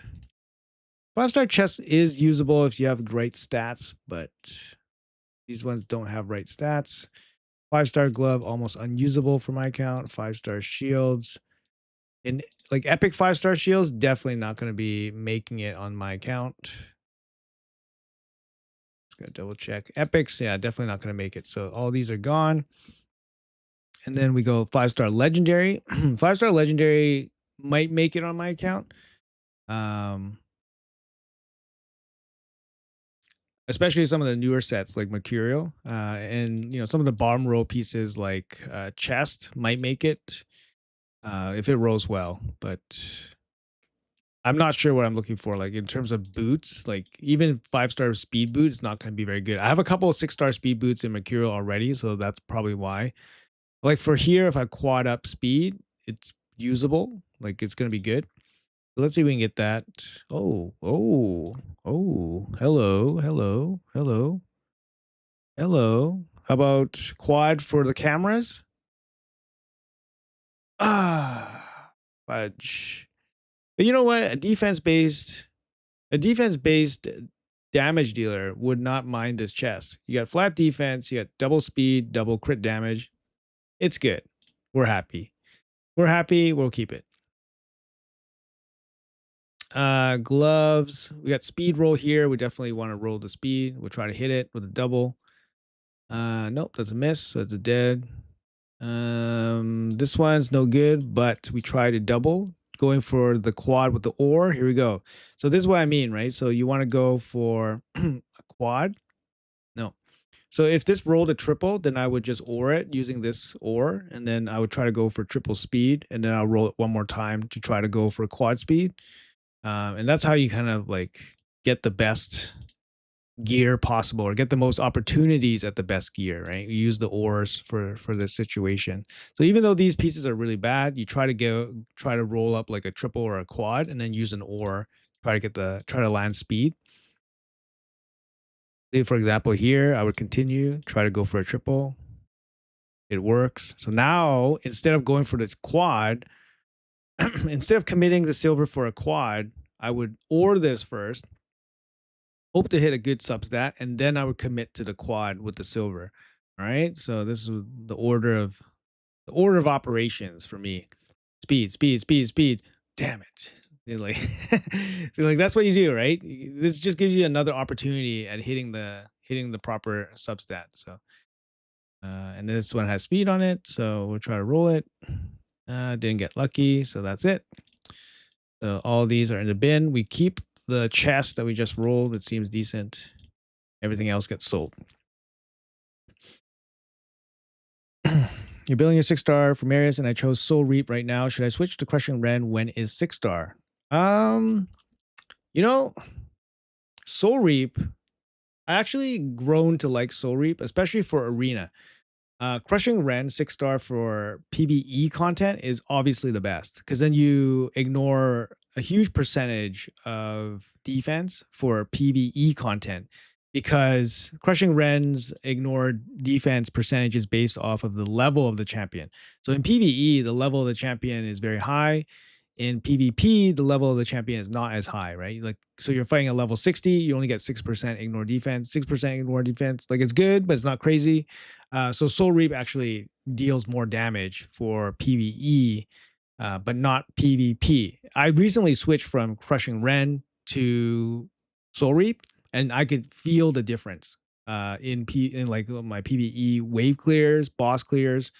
You can definitely feel the difference. So it really depends what you value more. Maybe you need Crushing Ren to help you clear a stage properly. You know what I mean? Maybe you need Crushing Ren to clear a wave properly. So it really depends. All right. So lethal stuff. Probably all the boots are useless. Like this one, no speed. It has decent subs, no speed. Everything else seems pretty bad. Not going to focus too much on the 5-star stuff. Like, we get a quad speed here. It's not going to be any use. So don't know why I rolled that. This one, I mean, quad speed, quad crit rate could be interesting. It misses. So that's it. Pretty low hopes here for 5-star legendary gear. So off it goes.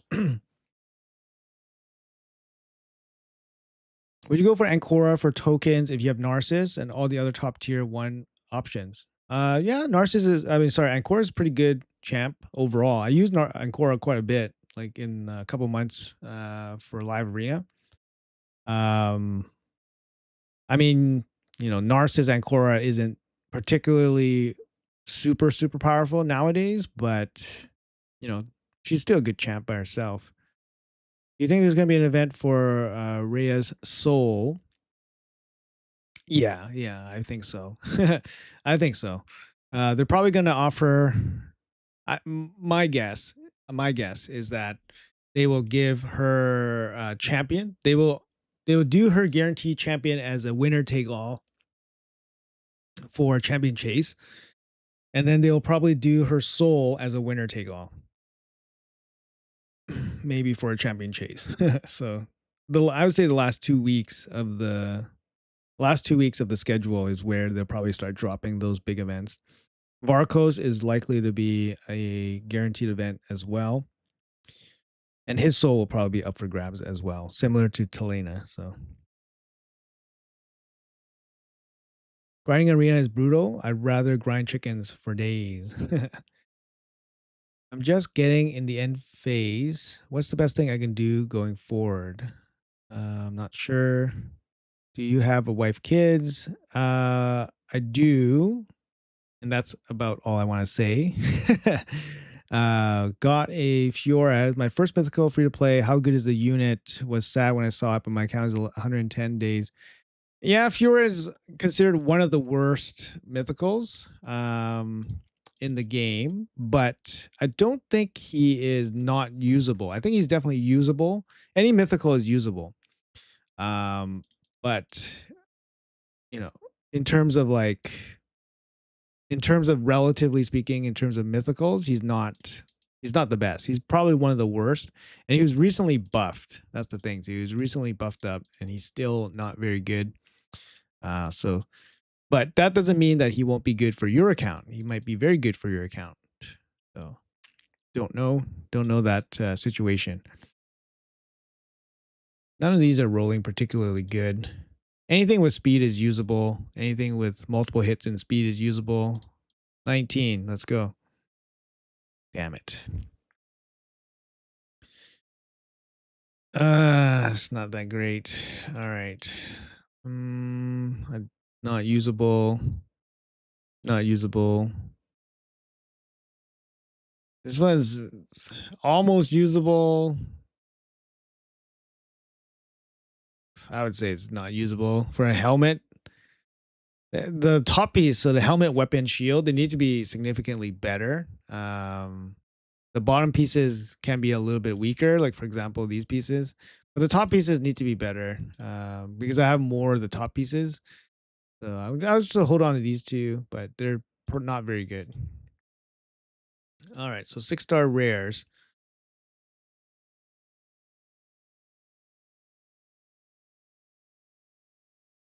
Six-star rare. 6-star rare is not going to last very long here, so that's gone. Gone. Looking at the bottom pieces here. Crit damage gloves would still be good on my account, and then any of the top row pieces are gone. There we go. Okay, 6-star epics. Now we have some decent keepable pieces, perhaps. All right, take care, Silax. Have a good rest of your day. So rare. I'm using my master ball. Hey, Defiler. What's up, man? Quick question. What's better to spend your coins on, the stones or the souls, or a mix of both? It really depends. A lot of people swear by stones. The biggest thing is that if you have mythical champions that need souls, then grinding the stones is where you're going to get mythical souls. Um, Personally speaking, what I did when I first started out was that I saved all of the coins and I basically bought souls with them. So I did not indulge and buy stones and gamble off the stones. I think that's very. You're not going to get, you're not going to get real value from gambling. You're hoping you're going to get something from gambling, but the real value comes from you getting the soul for the champion that you want. So if you have a key champion in your roster, for example, Marius is just generally a very strong champion, like the best for most people to grind their first 6-star soul. I would build Marius to 6 before considering gambling souls. Also, you should be extra careful about overspending in the beginning for like small souls, like 1-star, 2 stars. Obviously spend like a 1-star for like support champion, get like good amount of HP on them. For a damage dealer, maybe going for the extra attack makes sense. But do that on key champions only. Don't start buying everything that you see, right? Because you still need to save up those resources. But I would say a mix. But in the beginning, I would say save up instead of gambling. Because if you gamble and you miss, which is going to happen very often, your account basically just stagnates, right? Your account just stagnates. But if you save up and you get the soul for the key champion that you're looking for, then your account is now stronger, right? Your account's stronger now. And that's guaranteed. It's going to happen. It just takes time. But if you're gambling, there's no guarantee. Even if you spend a ton of time and a ton of gambles, there's no guarantee that your account gets stronger. Like you can just pull random souls for random stuff that you don't have, right? So that'll be my suggestion. And then once your account is at a stage where you're like, okay, I have, all my key champions maxed out or all my key champions where I want them to be, then, buy some stones, participate in guaranteed events. That's probably the only reason where you would probably buy stones is if you wanted to participate in some guaranteed event to pull the stone so you get more value because you're getting a champion out of it, for example. But yeah, that's how I would manage it. And that's how I've been managing it, my own account. So and you bet on Varkos in Deck of Fate or Hero's Path. Since Telena was in a Deck of Fate, I would imagine that Varkos would be a Hero's Path event. And I would imagine that he's going to be shards. Yeah, more shard related, not soul stones again, because Telena was soul stones, right? So I would imagine that Varkos would be shards. Any mythical is usable except for Prony. Whereas awesome, I love him. Green Forest. Yeah, he's actually not. I mean, any mythical is usable. You have two champions in one, right? You have two kits in one. They're usable. How long ago was your CVC personal record? Record video. I'm not too sure. Maybe like 2 months ago. I'll say 2 months ago. It's also really good if you have a freeze champ like Kyrion or Creodin. I really like Folan. He's cool aesthetically and is good. He is good. Yeah, he is good. For the most part, unless it's the better tier of mythicals, the perceived bad mythical is still better than most of the Legos. Yes, exactly. Yeah. Everyone smash those likes. Thank you. Appreciate that. You have Ashnar working if I should put him in HP burn relic from the Titan event. Do you know if that increases the heal on his passive? I don't know. I don't know. That's a pretty specific interaction, but I don't really know if that would. Blah blah blah blah blah blah blah blah blah blah blah blah blah blah. Allies deal 3% HP burns placed on allies heal them instead of damaging them. It doesn't say how much the heal is. It might increase it, actually. So instead of damaging them, you heal them. I'm not too sure. That's an interesting interaction, but I'm not too sure, personally. I use lethal on He-Man. His damage output is wild. Yeah, He-Man can still pump. He can definitely do a good amount of damage. Where are we here? We're on the 6-star. 6-star. Yeah, there you go. Okay, let's see what's a keep. Pretty weak. Pretty weak.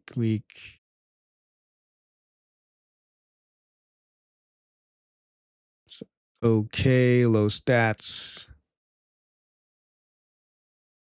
I'm gonna keep all the gloves so I can re-roll, so I can order them. But one crit damage glove. Okay. Bad chest. Better chest. Bad chest. Bad chest. Resistance nuker. Is there such a thing? There is such a thing. I know there is.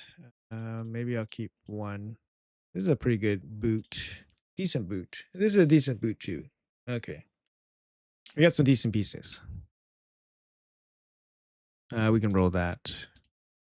Bad. This is bad too.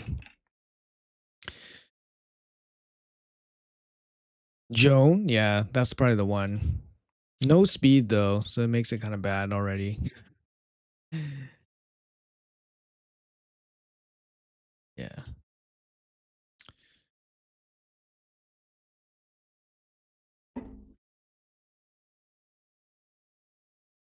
Been playing for years, no mythical. Yeah, mythical's been in the game for about 2 years now. Has it been 2 years? 2 years. 3 years? I think it's 2 years. Shit, I lost track. I think it's 2 years. Mythical's been in the game for 2 years. No, 3 years.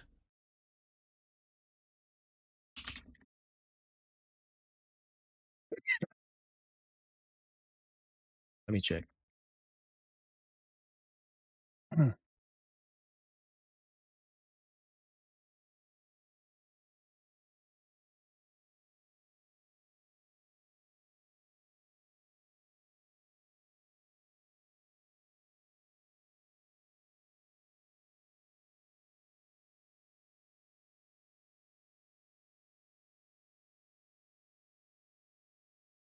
2023. So it's been 3 years. Okay. So 3 years. Yeah. 2023, September. So Mythical's been in the game for 3 years now. If you've been playing the game actively, you should at least have one, like from a shard or a remnant or something. Do I think Varco's soul is guaranteed? Yes, I do. Who's Resnuker? I can't think of anyone. Yeah, Joan. 6-star soul for Varcos, hoping it comes off as a guarantee. I think it will be. High probability. The worst mythical is the one you don't have, yeah. Oh, this one looks good. Gonna keep the gloves for ores. Not too happy about some of these pieces here. All right. Mythical pieces. Bad. Bad. Bad.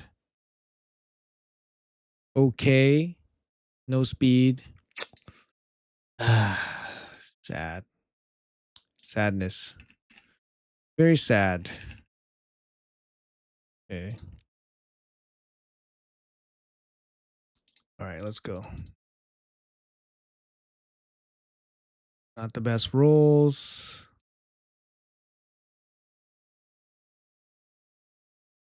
Nope. Not good.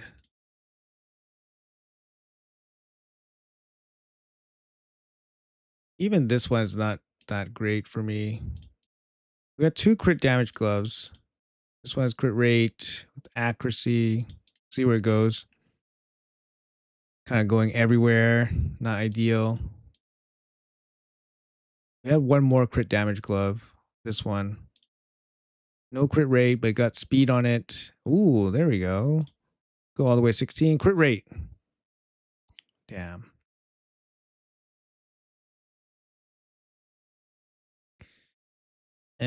Still okay, I guess. We had some usable chests here, right? This one. Guess is usable. No speed. Whoa. Really bad rolls.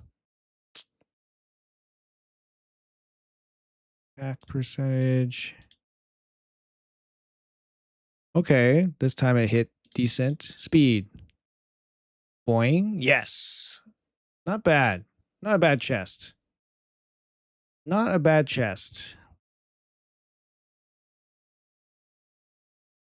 Not a bad chest. Accuracy chest. Oh, not bad also. Crit damage. Oh, attack percentage. Okay.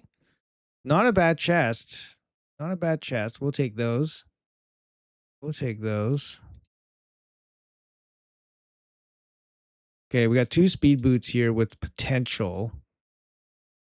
Kind of a whiff here. Really wanted the crit rate, but let's go to 16. Crit damage. Hey, not too shabby. Not too shabby. Got some decent stats on this one. Could be. Yeah, this is not too shabby at all, actually. Okay. And then this one, we dodge HP percentage. We can't. I think it's still pretty usable. How about crit rate at the end? Resistance. All right.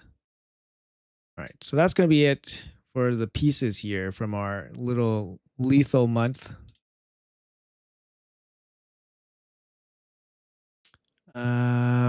We got 2 decent chests, attack percentage, and then accuracy one, decent, and then a pretty decent boot. And that's about it. Most of the pieces are not that great. Yeah, even this glove is not that great. So there we go. That's another month of lethal gear in the books. And then we get a little bit of extra points here, extra credit from the artifact enhancement. We get some points for CVC. Looks like we're going to win this CVC pretty easily. Hey, Grim Reaper, what's up, man? Do you skip gear enhancement events to save up silver? No, I participate in all all the silver events. I don't save up silver naturally, so I just play the game and Yeah, it just kind of racks up. My other account has 1.4 billion. This account is 3 billion. Um, yeah, I mean, I don't know what to say. People ask me how I rack it up. I'm like, I just kind of play the game. So I don't like, and all the gear in my inventory is leveled up too. You can kind of see like the gear in my inventory is all 12. Like if you look through current level, like 0 to 4, like it's literally the gear that I just made. So I don't have, I don't save silver, right? I spend it. I'm gonna stick around for this. Nope, I'm gonna leave now. But this one, no, this is trash. We'll save that. I'm gonna do that off screen, off camera. Trash. Ooh, this one has potential. Let's go. Still in it. Damn it. Still a pretty good helm. Has good substats and stuff, but the rolls didn't go my way. 16 speed with accuracy, crit rate. All right, we'll hang it around for a little bit. Speed or out? Out. This one, let's see where it goes. These are really low. These are really bad. Eight crit rate. That's 2 double low rolls. So I'm not gonna bother with that. Oh. All right. Should I skip Hagabah to prepare for Varco's guarantee? Currently have 10 sacreds. Yeah, probably. Probably. I would assume Varcos in 2 weeks' time. 2 weeks' time, you're probably looking at about 5 more sacreds if you're double chesting Nightmare, Ultra Nightmare. So you're gonna end up with about 15. And then if you stack up energy and stuff, you can probably make up the rest. Most champion guarantees are between 15 and 20 sacred shards worth of points. So you probably have it. There's no 5-star mythical ore, is there? There is. So any 5-star mythical gear without ideal stats equals instant sell. There is 5-star mythical ore. So I wouldn't spend the mythical ore unless they rolled like doubles or something. But there is 5-star mythical ore. So right here, you see? 5-star. Is Talena good for clan boss for poison activation paired with venom mage? Yeah, she's okay. She's okay. She would be all right. Not ideal because she doesn't really bring too much survivability, like healing, no increased defense or anything like that, no decreased attack. But yeah, she can work for a poisoner. People that have no silver roll too much gear to 16. Yeah, I agree. You kind of have to like be very selective with your level 16 rolls. I remember when I first started out, I only rolled it to 16 if I planned to use it on a champion like that day. Like if I was building a champion and like if I was building a champion and it was like a legendary piece and one roll and one more roll could affect the outcome of the build, then I would roll to 16 and then try to put it on. But if it was like an epic piece and there wasn't any, additional stat that would change the build, then I would just keep it at 12 and then roll it when the build is done. But yeah, just being a little bit more selective. Also, accessories just cost a bit more to roll up. Like actually, I'd say most of my accessories are rolled up already. Like 0 to 4. Like a lot of these are like new. I got 174 actually. That's actually quite a bit. But a lot of them are just new pieces that I just got, like the Mercurial pieces. Yeah, I didn't roll some of these pieces up yet, but most of my pieces are rolled up. So 16, I got 300 pieces. 12, I got 700 pieces of 12. Yeah, accessories, I haven't rolled that much.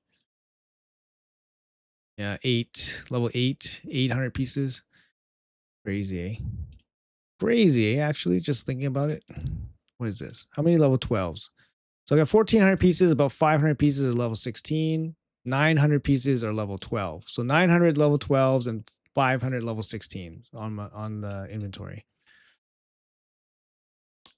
Get to the point in LA where everyone just outspeeds me. Such fun. Bright side team will get better once I get a soul for Rhea I pulled. Yeah, I mean, it's a moving scale, right? So people, you're competing against the moving scale of people. Hey, Michael with the $10. Thank you so much for the Boozer NyQuil Camping Fund. Last couple trips have seen you come back less than 100%. Thanks for all your help. Hey, man, I appreciate that very much. Thank you so much for the $10 and for the kind message. I try not to take medicine if I don't have to. I don't know. That's just me. It's been a while. I've been sick for probably like 2 months now. 2 months? 2 months? I don't know. Initially, I was really sick, and then now it's just this nagging cough. So not that bad, but not that bad. Come on. Anyways, appreciate that very much. Thank you, man. So I'm gonna get my alt account going here a little bit. Just grinding that sand devil for those juicy points. All right, so what do we got left? We got tag team here. We got 3 more. I don't know. 400K is not going to be too hard for me, and I think it's going to be a roll on this team, so it's not going to be needed to do too much more points, I think. So, do you have all the champions? No, I don't. I definitely do not have all the champions. Hello, Romania. What's up, man? Try cut all processed sugar. You'll heal quickly. I don't eat particularly bad. I don't eat particularly bad. I do enjoy, the occasional fast food, but try to eat as not that much processed stuff. I'm more of a salty guy instead of a sweet guy. Get some real sugar. Yeah, sorry, real honey. Honey's the one that I don't have right now. I don't have honey. But I know exactly what you mean. Honey definitely works.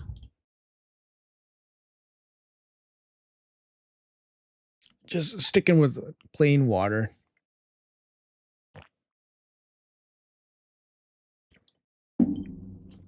Yeah, a salty guy.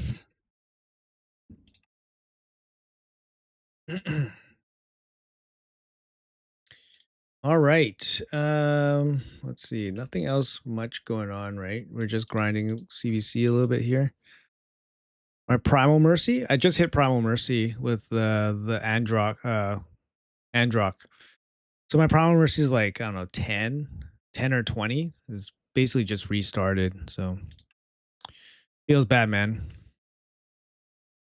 Won't see another legendary for another, year or so. Sorry, won't see another Primal for another year. At the rate I'm going historically.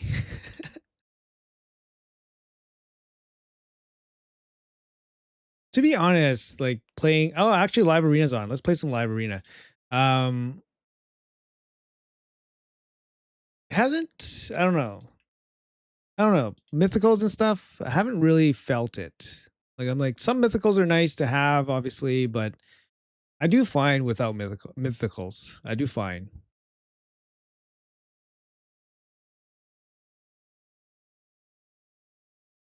I still remember your Garo pull. It was basically the Vader no. This is pre buff, right? Pre buff. Come on, man. Pre buff is so bad. It was so bad. Pre buff was so bad.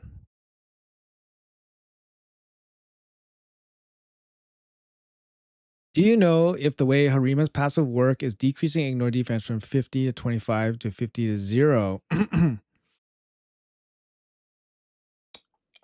It's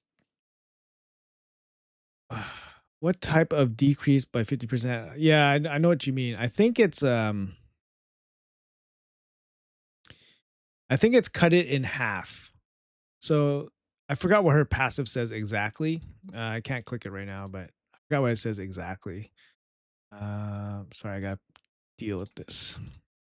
But it cuts it in half. So I think hers says cuts it by 50%. So if if you're fighting a champion with 100% ignore defense, then you cut it down to 50, down to 50.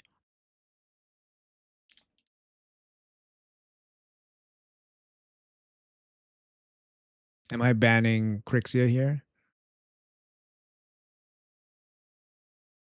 I need another damage dealer. I want to keep Donatello, and I want another damage dealer.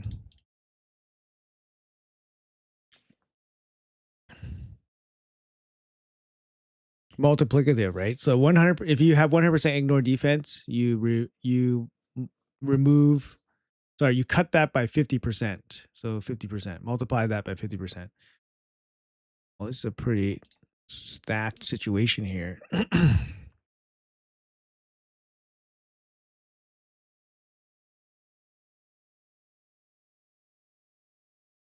Lazarius. I personally speaking, I would probably build him as a support champion with damage, with damage stats, so he has everything.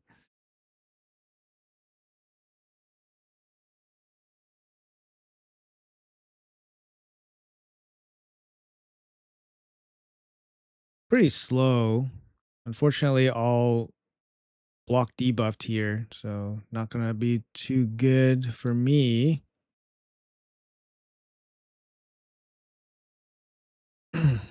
Get out of here. You get block revived. Sun.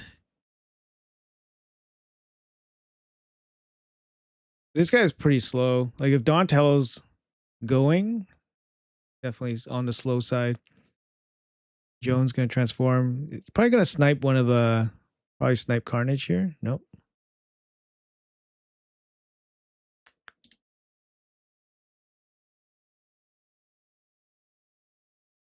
Mm,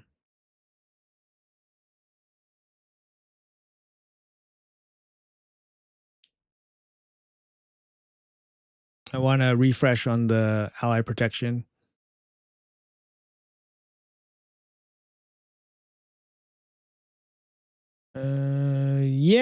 Yeah, we started using it.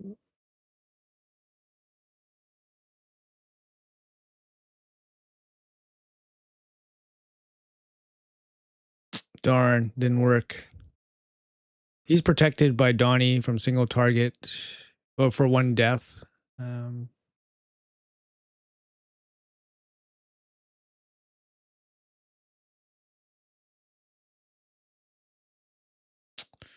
Need to land some of these debuffs here. Block actives. Oh, perfect. Big shields. Big heal.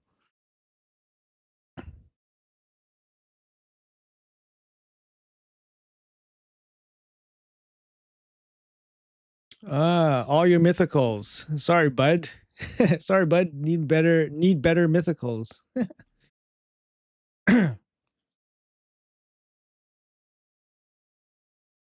How would you build you're pretty high? Oh, the points? Am I? 68% win rate. I mean,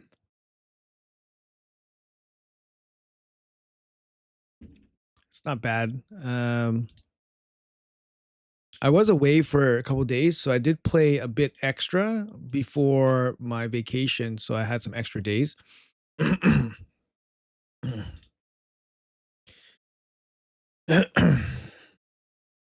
Yeah, I asked, he was really good. Obviously, he has survivability issues, but he's pretty good. Does more attack I have make my poisons hit more? No, you need the rack elixir to benefit off of attack. Would you buy a perfect attack percentage torso and merchant from Savage at 8 million? I mean, I have 3 billion silver, so yes, I would buy it. If you're struggling, I'd still probably buy it. It's really hard to get good gear, and the merchant is just another place for you to get good gear from, right? So you can't get ninja turtles anymore. Not a single way. No. The only way is to buy an account or acquire an account that has those champions from the past. Oh, fuck, he picked Carnage, eh?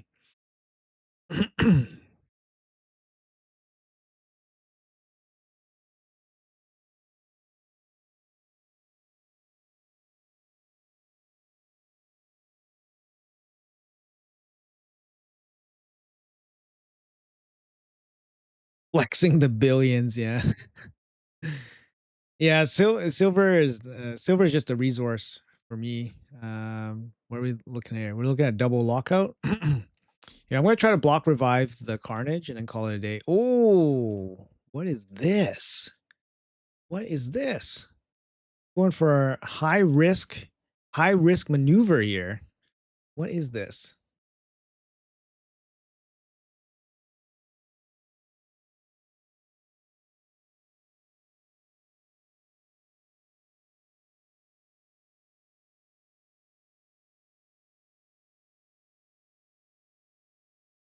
Gonna try to lock us, and we got to block debuffs up, which is nice. Just gonna make sure I have my skills refreshed. Oh, this might actually kill a bunch of them too. His carnage hits pretty hard.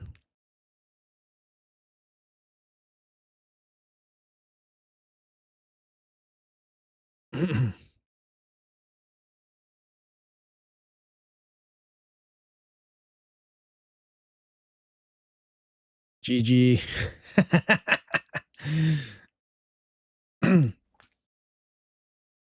How do you have a steady income of silver? I find myself always without silver. I have some videos about silver, like just general tips. I don't have any like special secrets for myself personally. I just play the game. I play very consistently. I'm very active. I play every day.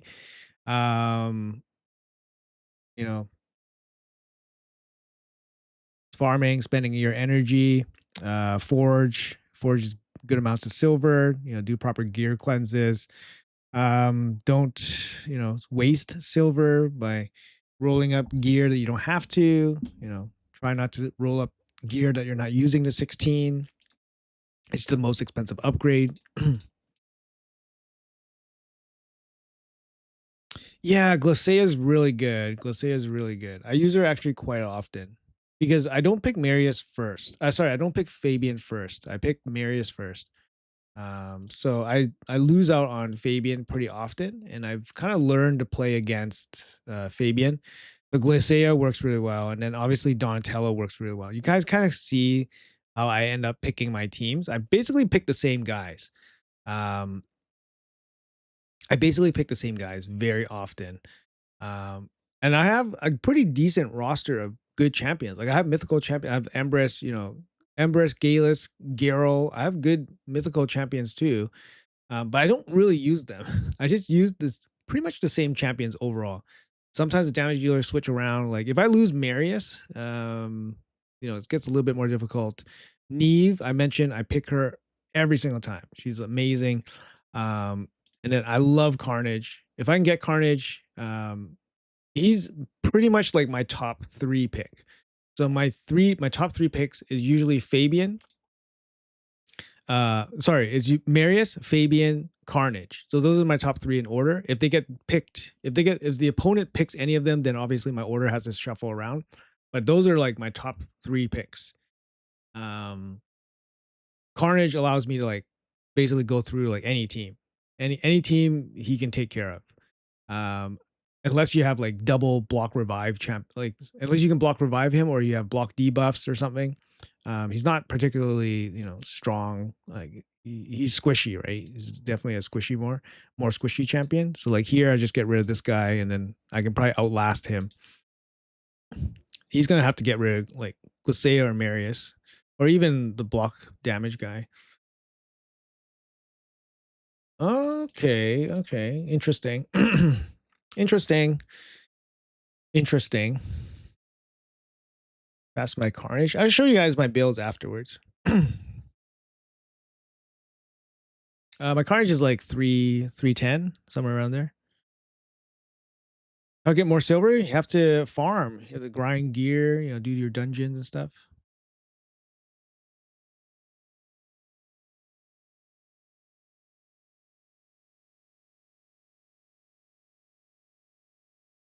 Yeah, now that we have the ally protection up, then we're all good. We're actually faster in his Empress too. Now he's gonna lose a bunch of guys.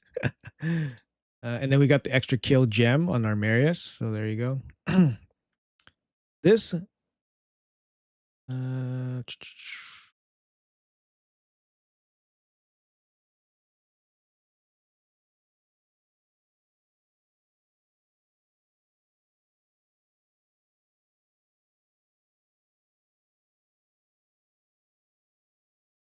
how did he get the block damage? Is it the relic? The relic gives him the block damage, right?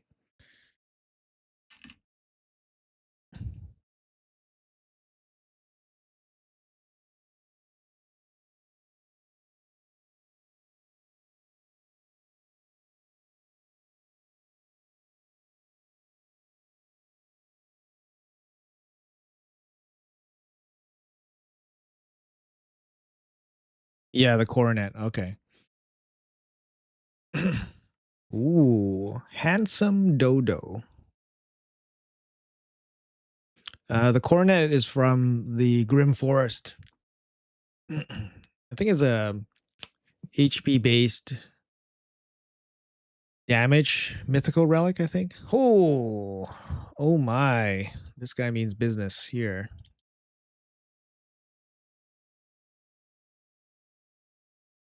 +4, 6-star. Nice. I mean, most people would have 0 mythical Grim Forest relics. Is Marius good everywhere? Yes, she's amazing. Oh my god, look at this team, guys. Look at this team. Oh my god.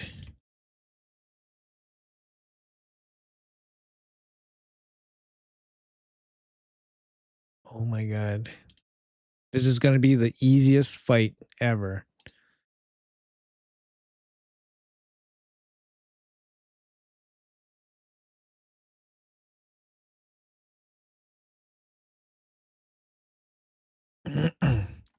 Well, you don't need to stockpile crazy amounts of silver. That's the thing.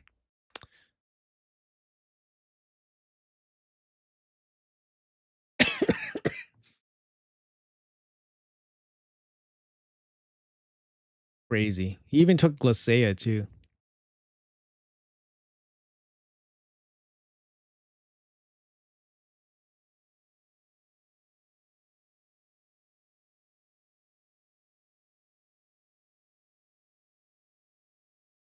He gets to lock us out. Hopefully our Donnie can resist. Yes, our Donnie can resist. Oh, he's running deflection. No, wait, what is he running? Turn meter boost. He went for turn meter boost. No, sorry, he went for the lockout. Sorry, yeah, the plus accuracy is there, so he went for the lockout. Damn, that's not gonna work. It's over. It's over already. I should have went for a reset. Sorry, I didn't realize that we were locked out, so I should have went for a reset with Donatello. Okay, we survived.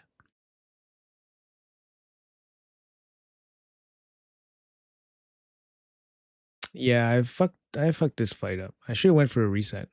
Didn't realize. Okay, we got a chance now. Okay, heal up.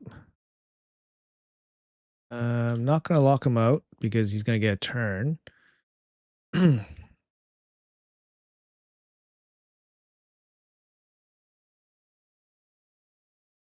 I could have used that cleanse now because these poisons are gonna hit us really hard.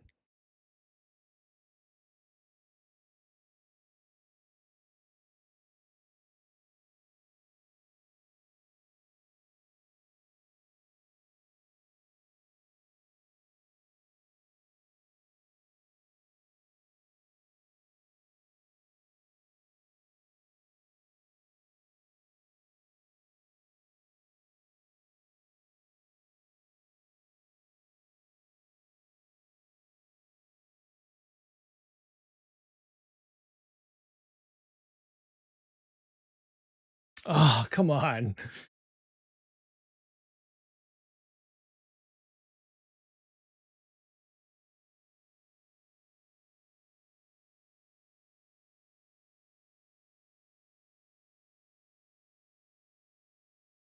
Oh, come on, the fear. No. No, we tried. We tried our best. No. Tried our best. Actually, we almost had a chance there. I think I fucked up the first couple turns, but we could have had a chance. Damn it. Damn it. You need Garrow more. She is so good in Grim Forest set and Cat's Gaze. I don't have a good 9-piece Mercurial. That's the thing. I don't have a good 9-piece Mercurial for her.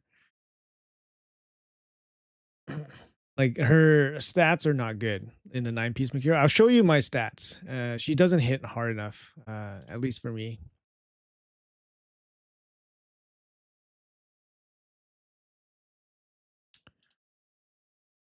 I don't like committing to Glacea so early because I want to see the rest of his team before doing that.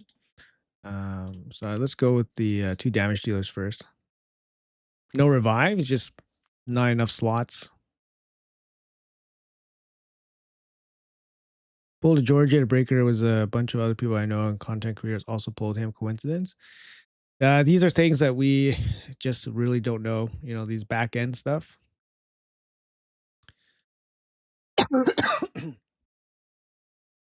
Yeah, I really don't know.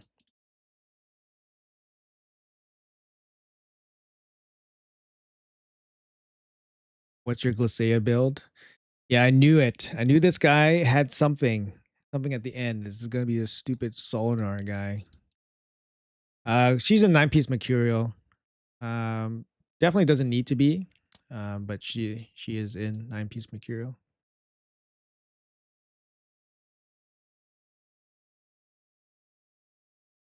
Oh, does Fear never proc if you have total guard up? I'm not sure. I think the debuffs still have effect, right? Even though you have a total guard stack, something like that.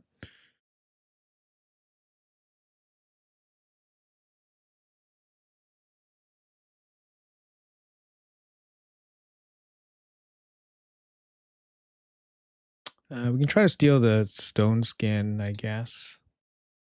Lightning cage. Nope, didn't work.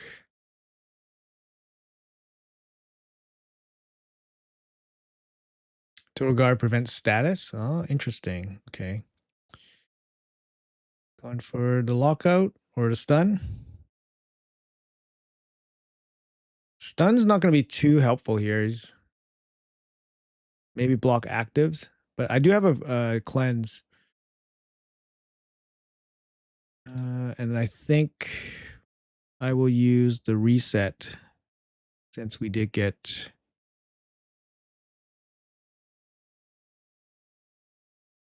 It's kind of a weird play on the Galathier, I think. Hopefully the Carnage doesn't just die. Oh my god, Donnie died first. Damn, that sucks.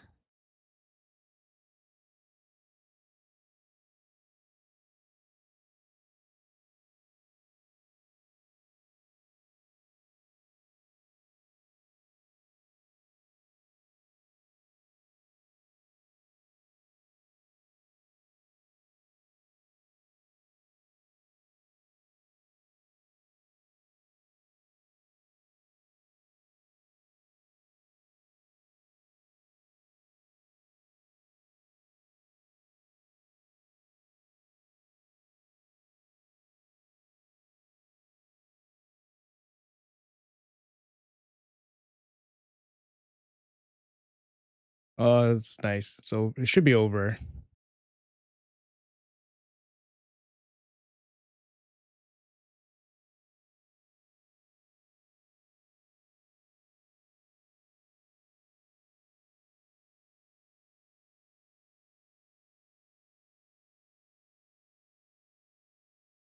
Dead.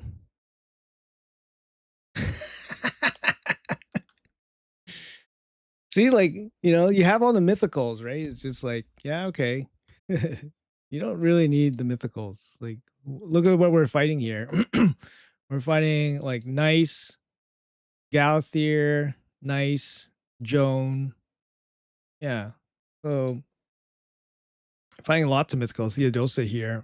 This guy's account is just wild, so we're not going to be able to beat him on our best day. But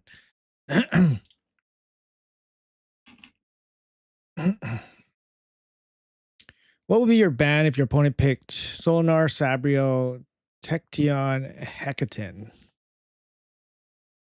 Yeah, none of those are fun. I'm not sure. I mean, you kind of have to look at it and be like, hey, my best chance is if this, if I remove this. Like, so you kind of have to see what's your best chance. Um,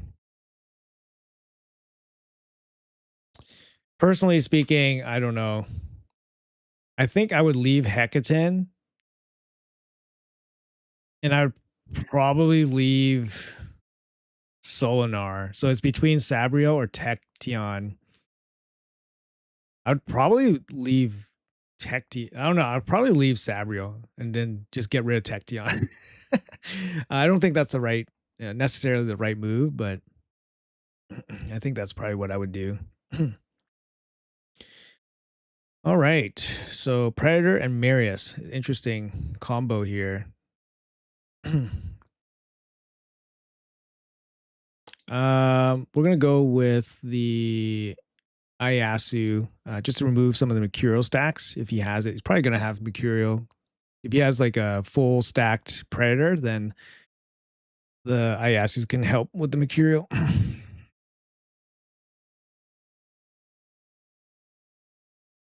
Yeah, I built up Neve to 6 stars. Yeah, she's my most recent 6 star. The new update's coming tomorrow.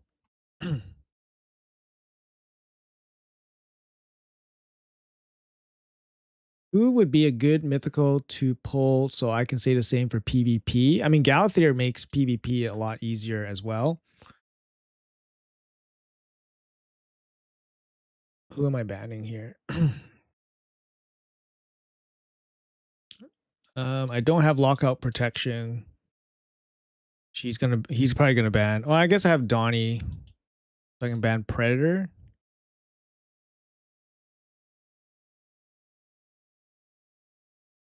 I don't want to ban Mavara, to be honest. I don't know. It's all kind of bad. Ban Mavara. Yeah, he's for sure gonna ban Fabian. So we're gonna play locked out, but we do have Donnie to protect us a little bit. Reset.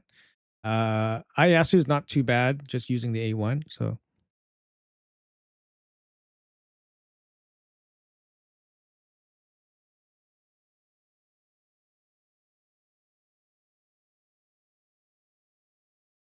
no ban the Predator. Uh, not not necessarily. I mean, the Mavera, sorry, the Mavera is going to basically like stonewall our entire team. Oh fuck, Stormcaller Marius. I don't think we're winning this. Um, I don't think we're winning this unless Donnie goes right now.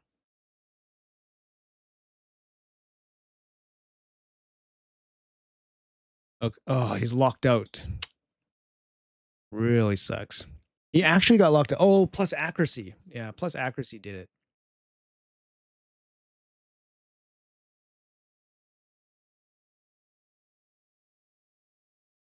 Extra turn on the revive. So he has a Chrysalis too. And this guy's got some nice stuff. He's got Stormcaller. He's got the Chrysalis.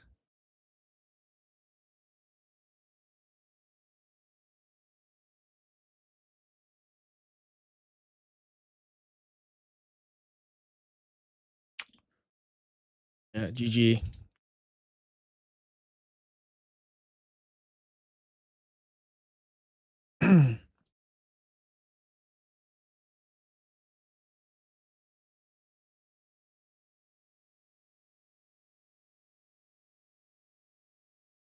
I don't think Telena's going to fit into that team, to be honest. Yeah, it's got all the toys. That's okay.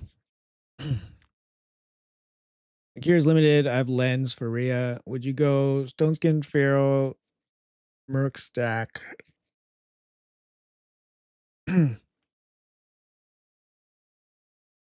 Yeah, Pharaoh seems like a logical choice, especially if you have Lens.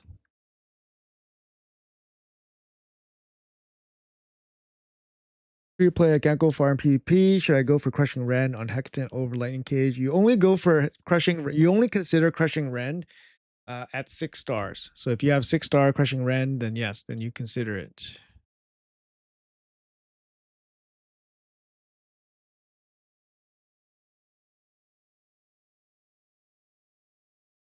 It's 6-star. That's an interesting choice then. I still like Lightning Cage because he has so many buffs on himself. Yeah, it does feel like crushing Rend is, it's only 6% ignore defense for PvP, so arena. So if you use them for PvE content like Hydra or something like that, then crushing Rend gets a little bit more value. But I'd probably still go focus him in on more arena builds. So Lightning Cage for me. Yeah, Lightning Cage for me as well.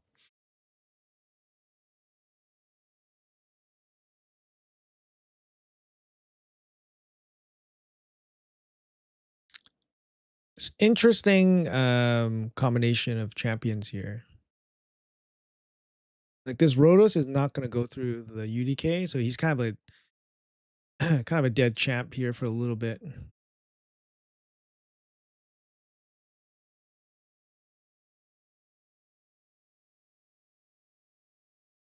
Ooh, we got pretty lucky there. He got the fear proc. Oh, he still died. Okay, we'll take it.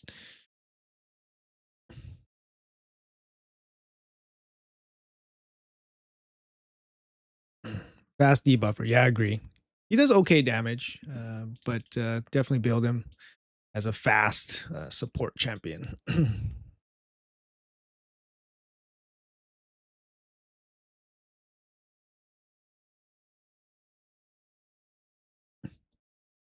Probably have below 5% win rate against Mercurial, Stormcrawler, Marius. Ugh. Yeah, it's pretty nasty.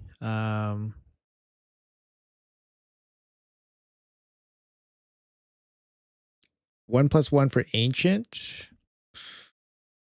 Not sure. Not sure. It's been a while, right?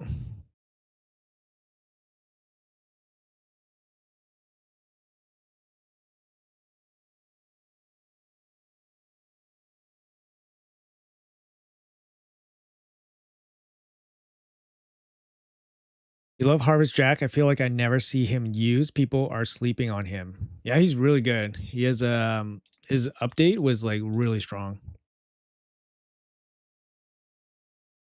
I would use Harvest Jack myself, but my Harvest Jack has no star blessing, so it's kind of hard to use. So what does this guy have? He has Mercurial, Odin. His deflection, Gizmat, lockout. Who am I banning here? I don't really have Mercurial on my team, so it's not a big deal. So I'll probably just ban the Predator.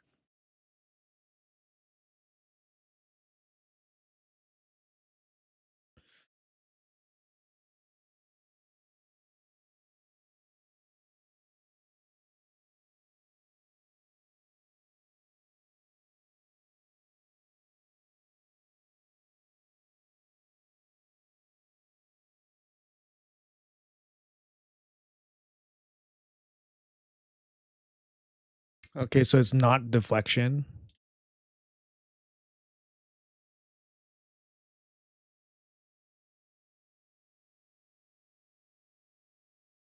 Nice. We stole the stone skin, which is big. I don't want to stun myself. Oh, it's over. Oh, it's over. Maybe not. I don't know. This Gizmat could be insane. One shot our whole team. Oh, he just missed it. Just missed the one shot. There you go. GG.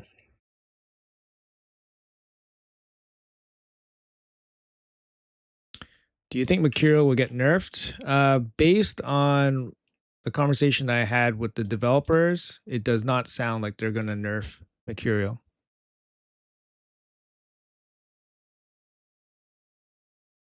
Do they consider it strong? Yes, they do. Do they consider it too easy to get?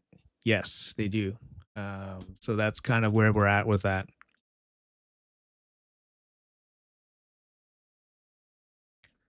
But they're not going to nerf it. They're going to make ways to deal with it.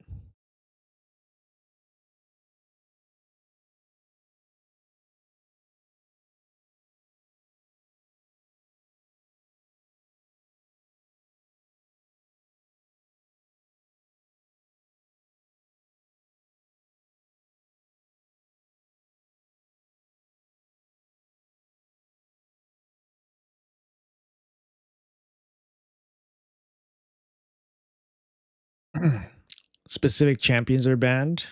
Yeah, they could switch it up. I mean, they haven't really done anything to switch up Live Arena, like anything in the years that Live Arena has been here. They've not done a single thing to switch it up.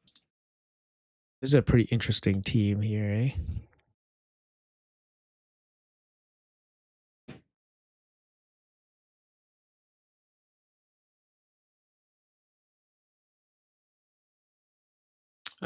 Okay. I mean, that's an interesting remove. He's banking on the carnage stuff.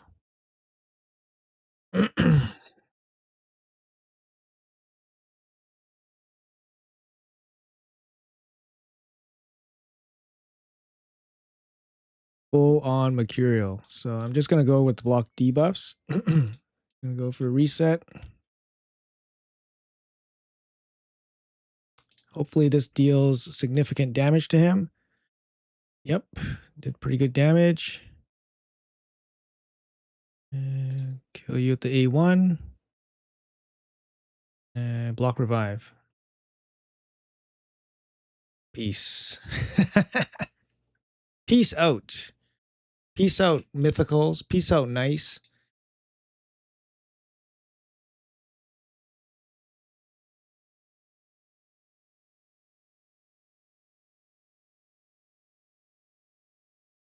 What relic do I use on Marius? I use the lens of intangibility.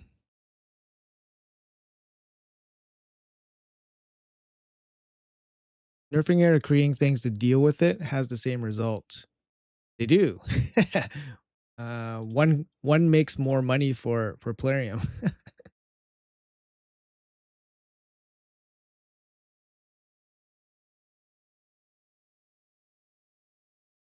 Keep the main seasonal LA and create another tab where new rules come in every 3 weeks or something for fun. You're kind of reducing the pool further, right? So that's kind of like the drawback. You're just making the pool a little bit more shallow.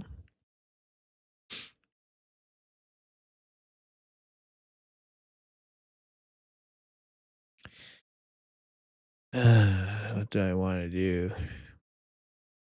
How do I deal with this Marius? That's something that I don't have. I don't have a clean way to deal with Marius myself.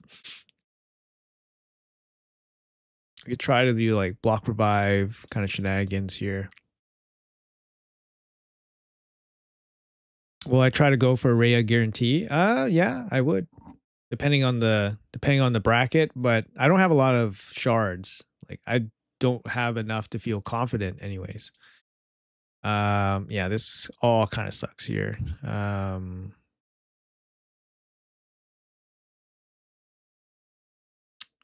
It's all really kind of sucks.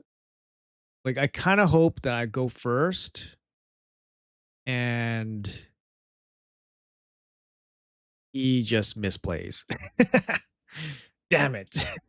I was hoping he would leave Fabian in.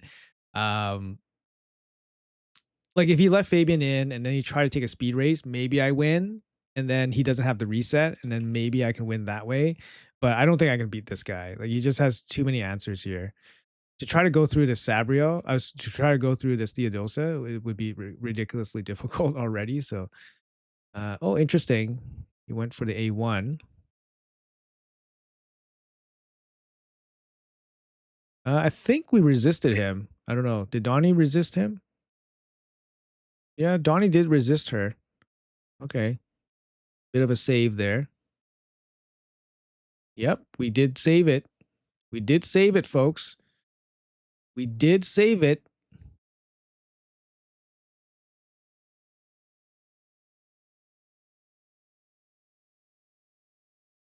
We did save it, guys. We did save it.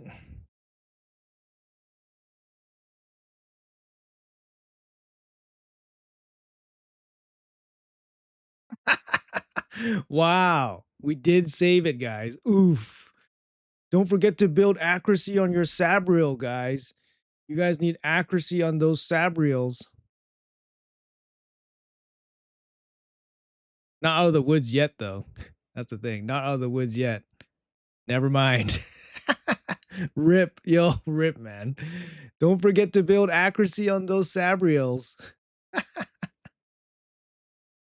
Did I say Donnie is like one of the best? Feels like gear difference. Did I say Donnie is one of the best? Come on.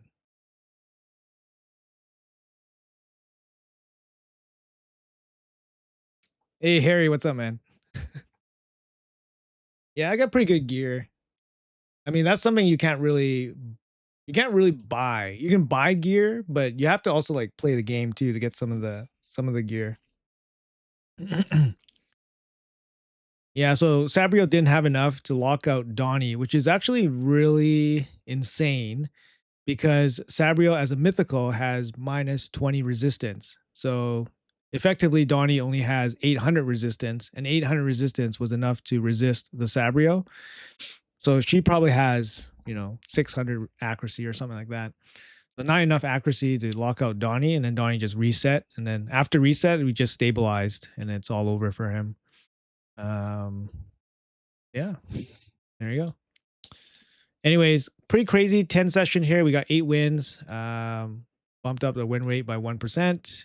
Our losses were Our losses was to this guy who had the Stormcaller Marius with the Chrysalis Galthier. And then our loss was this guy with like $1 million account probably. But you can kind of see like our opponents, right? They have lots of mythical stuff. Nice. This guy Galthier. This guy Nice and Galthier. This guy Theodosa. This guy probably weaker group here. This one has Nice. This one has Theodosa, Sabrio. So for us, like the only mythical we pick is Carnage. We just pick Carnage. You kind of see like our teams are basically the same. Like Carnage, Ayasu, Marius. Those are the 3 damage dealers I used. Support champions, Donatello's in every team where he's not banned. He was banned here, but Donatello's in every team that I pick. Neve is in every team that I pick, and then it's between Fabian, or if I don't get Fabian, then I usually pick like Glacea. So it's like if I pick Fabian, then I don't pick Glacea, then yeah. But those are strategies I work with. Show you guys my builds. So this is a Carnage build. Carnage build, Swift Parry with Stone Skin, 316 speed, 542 accuracy. So he's not going to be able to debuff like my Donatello, for example, but he basically gets the job done against most champions with 542 and then minus 20 resistance. Hey, what's up, man? I mean, his Theo, for some reason, used S1 instead of boost. Yes, that was kind of strange, I thought.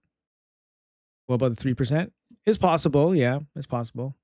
But I think it's more likely that the Sabrio had less than 700 accuracy, because you would need more than 700 accuracy to have a good chance of debuff of locking out the Donnie.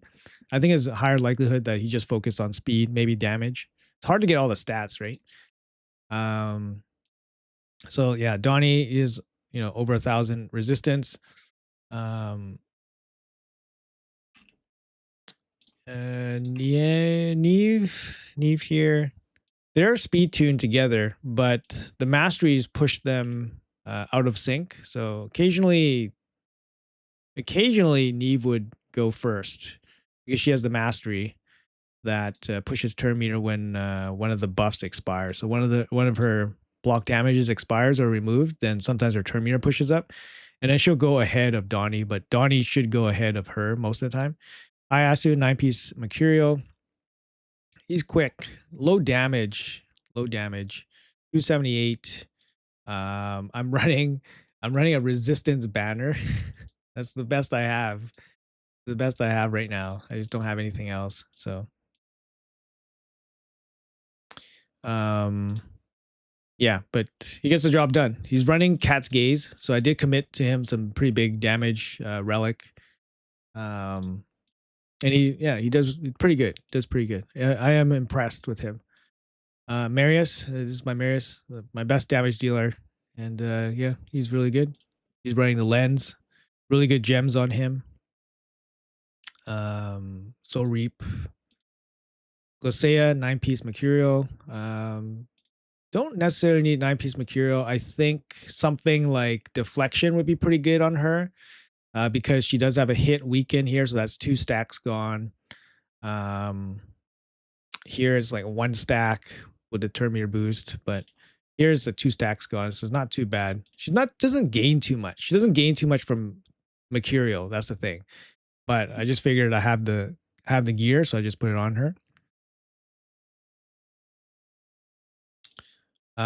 We did use UDK one time. This is a pretty old build. I haven't really changed in a long time, so a little bit of resistance, high HP, no speed. Running a Z-Buzz just for the hell of it. Yeah, I don't really use them much anymore, but I saw Rotos, so you have to bring out the UDK. Fabian, my fastest champion. He's just in speed gear, running a hilt just for speed. 460 speed, 738 accuracy. And that's it. I'll show my Garo. I don't know if Grim Reaper's still in chat, but this is my Garo. He's pretty weak, right? 280 speed. This is just kind of like what I have. And yeah, I'm running a Thunderbolt Spear. I can sub that out for the Cat's Gaze, but I don't think it makes a big difference. I mean, it makes a difference, but I don't think it's a humongous difference. Personally speaking, whenever I use Garo, I find that it's not that effective. I find for me it's not that effective. He can hit hard, but for me it doesn't work out that well. I find that he gets crowd controlled pretty easily. Or locked out. Crowd control or locked out, I guess. And then that's kind of it.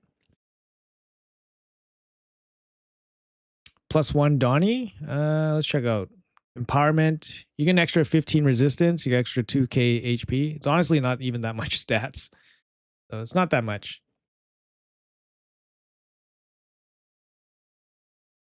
If I'm tier 1 for personal reward CVC, will I move to tier 2 if I hit the last milestone this time?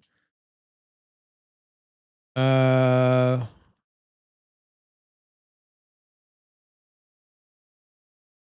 personal rewards is based off of sorry. So if you're in tier 1, if you clear the milestones this time, actually I'm not too sure how it works from the bottom, like tier 1. I'm not too sure how it works. Oh, sorry, you want to see the other form.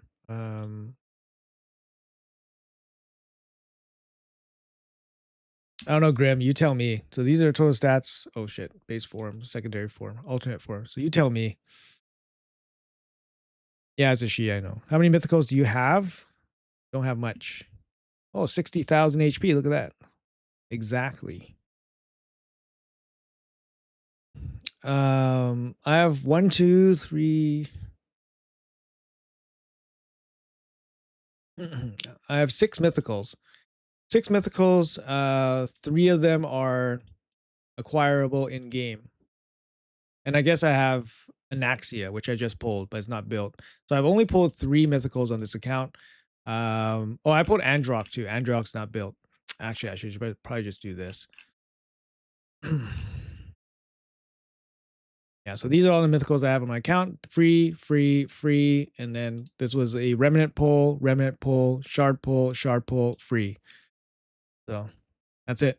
So I pulled 2 from shards in almost 3 years. Free to play, no spending on shards or whatever.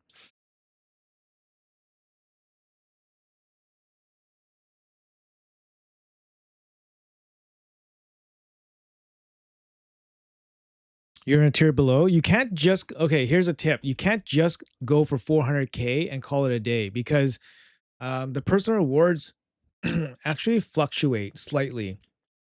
So going for 400k doesn't guarantee you stay in tier 6 because it's based on everybody else's kind of performance. So if you have a CVC where everybody's going super hard, like everybody in the entire game, then the 400k is going to go up a little bit. So you need like 420, 430 to make sure you stay in tier 6. Otherwise you drop in tier 5. Um, just a little tip for you guys, because a lot of people said, "Oh, I got 400k, but I dropped. Is that possible?" It's like, yes, that is possible, right? So usually it's 400k, but just have to be careful about not going about being too close to 400k. You definitely need a little bit more.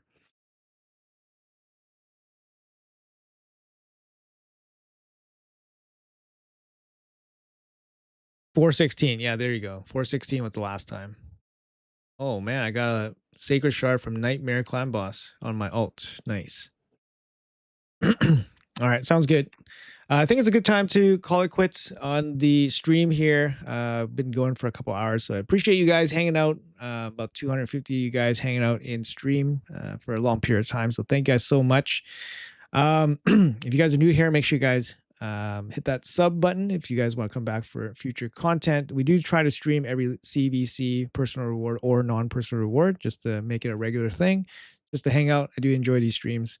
Um, Make sure you guys hit that like button just to help out the stream video a little bit. That would be appreciated. It's all good. Otherwise, make sure you guys check out the Hagabah showcase video I did. I will be putting out some content today. I think I'm going to play test the new login champion, and we'll show that off today.